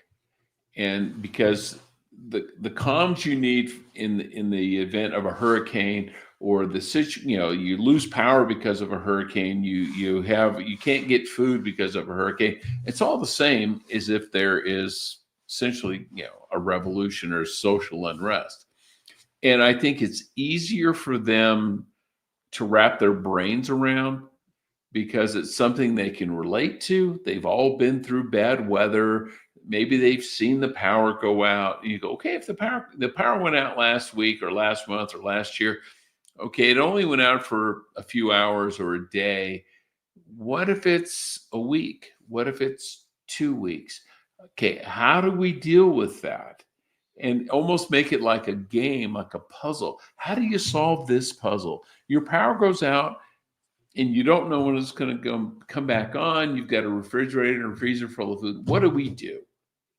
And okay, can you live without air conditioning in the summertime? Because if the power goes out, we can't run the air conditioner. How would you deal with it? Almost turn it back on them and let them provide ideas, and you go back and forth. But you don't say bad people are going to come and try and kill us, because then they'll freak out. Yeah, that's well said. Probably the best piece of advice I can give people on this topic that goes with what you just said, Jeff, is to run drills with your children. In other words, hit the main breaker, turn it off for 12 hours, 24 hours, and test all of your SOPs and how your kids react and so on and so forth, so they actually have a chance to learn. We don't have to do that here in Florida because we have these things called hurricanes. And many people here are used to going extended periods of time without power. Somebody put something, I just saw it flash by, that having no power sucks, and it does. Having no water sucks even worse, because you have hurricanes. We have green energy, which is about as reliable as hurricanes. Going back to the comms thing for 2 seconds, by the way. So my backyard looks like Area 51 with every antenna made by me and kind installed. As we've been doing all of our testing, we take them up and down depending on what we're testing so they don't interfere. While we were gone, we had a windstorm where I normally would have taken stuff down. Most of the antennas stayed up, but that guy there is a 32-foot DX Commander, and it took it down in a New York minute, apparently, according to Cindy's sister. Mother Nature is a bitch. You know what? Here in Florida, I've had a lot of what I considered permanent installs for antennas get completely trashed by hurricanes. So all of our stuff now is very portable. Like I can take down some of our antennas, big ones, like an inverted delta loop on a 20-foot mast. I can put it up and take it down inside 5 minutes every time, sort of thing. So if there's any hint of stuff going on, I bring it all down. And it's not to mention the fact, like I have a 53-foot UHF antenna for our business class radios, literally right there. And we spent the money on doing the super heavy duty permanent install. Yeah, last hurricane came through, bent the son of a bitch over about 45 degrees. So now the one that's there is fiberglass. It takes about 10 minutes to put it up and take it down. So man plans, God laughs. Yeah, boy, howdy, isn't that the truth? So anyway, to wrap up tonight's main topic, the bottom line here is with multiple attacks across multiple cities across America, you can count on, whether it be federal or local responders, they're going to be overwhelmed. And the responsibility for survival shifts to you, and it shifts really, really fast. So as far as action items are concerned, locking redundant comms, you have to have redundant comms. Build community through your church or neighbors, probably easier through your church, to be quite honest. And at a bare minimum, everybody should have at least 90 days of food on hand if you can. And Jeff talks frequently about some of the lower cost options. You don't have to spend $1 gazillion. Now you can buy things like Carnival that has a 25-year shelf life, and reconstitutes in 5 to 10 minutes. And you've got raw steak that has no chemicals and crap, and it's all American. But if you can't afford the higher end solutions, there's lots of lower end solutions. So I got a text message from, we shall call him Mr. Smith, one of my attorneys here, Jeff. And let me show something here really, really quickly. This is the image that was claimed to be proof that Hamza bin Laden is alive. And you don't even need to, do the analysis that I did. Like I said, I've got over 100-page report on this stuff. This is just a couple to know that that's not him, right? So, and I wrote this. So my executive summary is the attached image has been widely shared on X since November 2025 as proof that Hamza bin Laden was alive, killed in a 2019 U.S. airstrike, is alive, leading Al-Qaeda operations from Afghanistan. However, forensic examination reveals overwhelming indicators of AI generation. So things like the key mismatches include facial resemblance to Osama bin Laden rather than Hamza, anatomical inconsistency, and artifact patterns typical of synthetic media. But this head has been photoshopped onto this body, and this image, this part of the image, is 100% AI.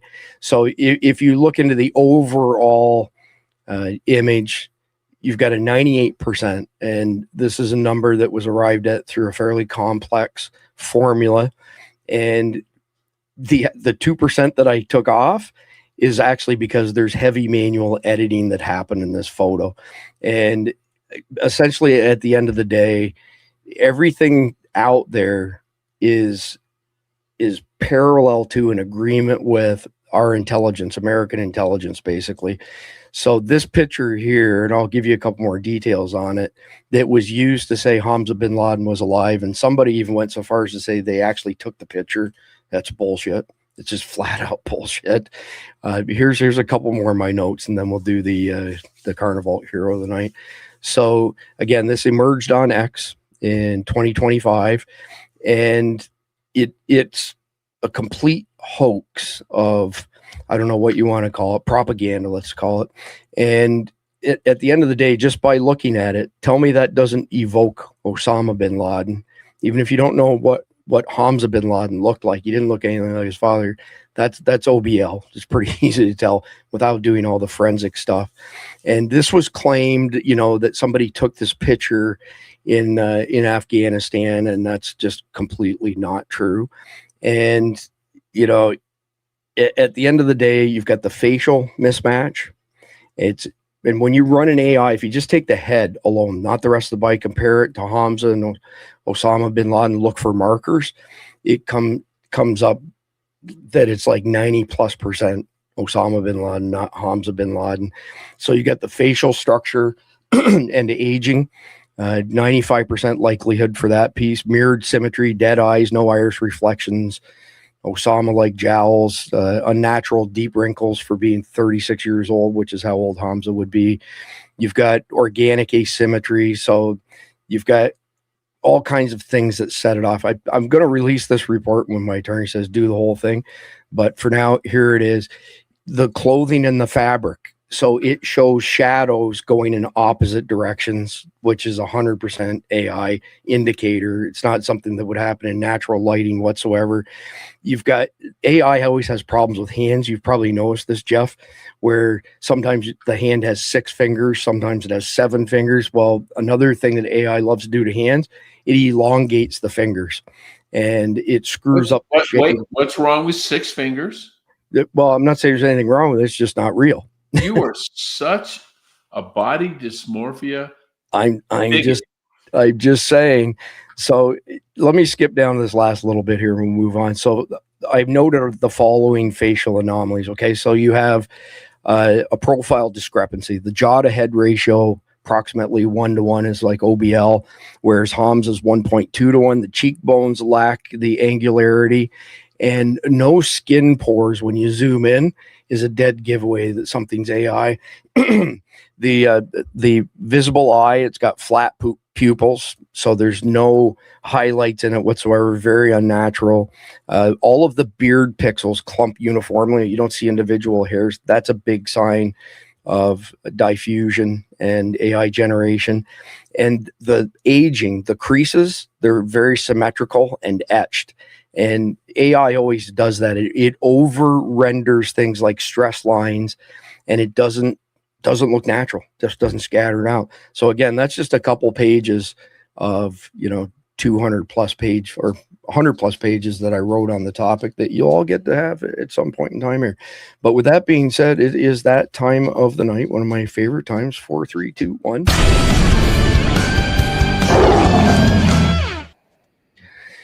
All right, conflict to question 9. If modern society were to collapse, what would be your weapons of choice to keep you and your loved ones safe? Would you even need any, and why? Jeff, I'll let you take it first. This is a different question than what we started with, by the way. You know what? It is. That's okay. That's okay. Weapon of choice, if I only had one, shotgun. Don't have to aim. Your eyesight can suck and it still works. And you can use it for protection, hunting large game, and hunting birds. Fair enough. That's not a bad choice because of all the ammo choices. I mean, it's probably the best all-around choice. So good choice. I can't argue with you on that one. So I won't add anything further to that. I'm not sure how we ended up with 2 different conflicted questions, but that's the way it goes sometimes. When you did the blast of, I thought it was going to be hero of the day. Oh, son of a bitch. We went to conflict and I went, okay, now I'm confused. Yeah. I've been drinking, so it's okay. You know what? When I brought in the Hamza bin Laden PDF, I didn't highlight the right one back in. Okay, so check this out. Watch this. We can do this. We can handle this properly.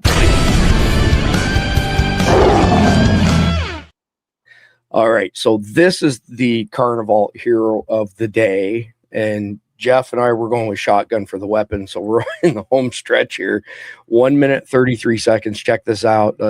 What an amazing hero. 1 minute, 33 seconds. He was already wounded, but when the enemy attacked again, he charged forward, determined to stop them. While serving as a machine gunner with Combined Action Platoon 132, Lance Corporal Miguel Keith was gravely wounded during a massive enemy ground attack in the early morning hours of May 8, 1970 in Vietnam. Despite his injuries, he crossed the fire-swept terrain to check the security of key defensive positions. Fully exposed to enemy fire, he then brought his machine gun into action, pouring devastating fire into the advancing enemy. When 5 enemy soldiers moved toward the command post, Lance Corporal Keith charged forward, firing as he advanced. He killed 3 of the attackers and forced the others to break contact. Moments later, a grenade exploded near him, knocking him to the ground and inflicting additional severe wounds. Though weakened by pain and blood loss, he rose once more and, under intense enemy fire, charged an estimated 25 enemy soldiers who were forming for another assault. His aggressive attack and accurate fire killed 4 and sent the rest fleeing for cover. During this final action, Lance Corporal Keith was mortally wounded while defending his fellow Marines. For his actions that day, Lance Corporal Miguel Keith was posthumously awarded the Medal of Honor. On May 8, 2021, the Navy commissioned the Expeditionary Mobile Base, USS Miguel Keith, in his honor.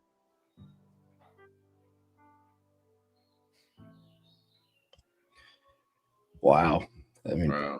what an amazing hero. And when that popped up in my feed, I thought, that's the guy that we need to give kudos to. Big brass ones on that guy. Yeah, unbelievable, unbelievable. So we will be back tomorrow night at the regular time, 7 p.m. Eastern, with the next episode in our Long War series, which is titled West versus the Rest. And the theme is global realignment. However, before we wrap this video up, I got to tell you that when somebody has administrative rights for StreamYard, which is the platform we use to send out our podcast to 9 different platforms, the administrators see a band across the bottom of anybody who's backstage. So Clede and I both have admin access. Don't leave. You guys want to stay? I'm telling you, this is some funny shit fixing to come up here. So we got a great reaction to last night's song. The song is the same, but what's not the same is at the 54-second mark, look in the very middle at the bottom for the balance of the video for a performance that Randy Nance had no idea anybody could see, let alone somebody was recording. And then watch it right to the end, because there's a little bit of a discussion at the end after the music ended. Go ahead, Jeff. And for you, those of you who have seen Love Actually, think of the Prime Minister dancing at number 10 Downing Street when he thinks nobody's watching. This shit's freaking hilarious. So stick with it. I promise you, you're going to get a great laugh out of it. Stay right to the very end, the full 5 minutes. But between now and tomorrow night, do me a favor. Please like, share, comment, subscribe. God bless our law enforcement. God bless our military. And God bless America. God bless. Enjoy. Parody music. It's a Beard Pal Janky hit.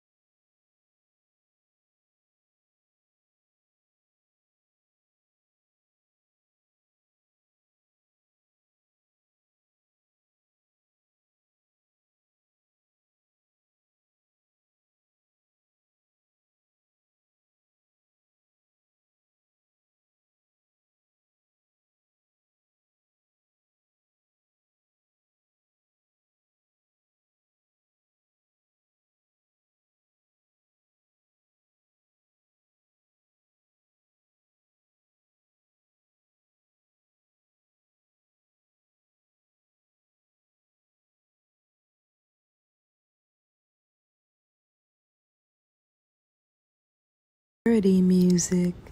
It's a Beard Pal janky hit.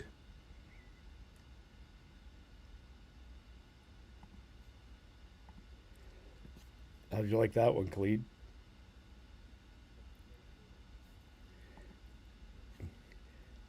So you've got admin permissions in StreamYard. Did you see Randy dancing?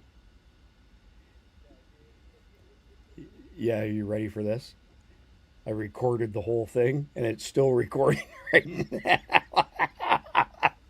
And we are going to show it tomorrow night. Oh my God. I had to when I saw him get up and he's doing the dances and stuff. I'm sitting here furiously going Shift Command 5, which is like the record your screen on a Mac. It's going to be one of the all-time most popular classic videos from Survival Dispatch News when we unleash this. And we're not going to tell Randy we're doing it until we unleash it.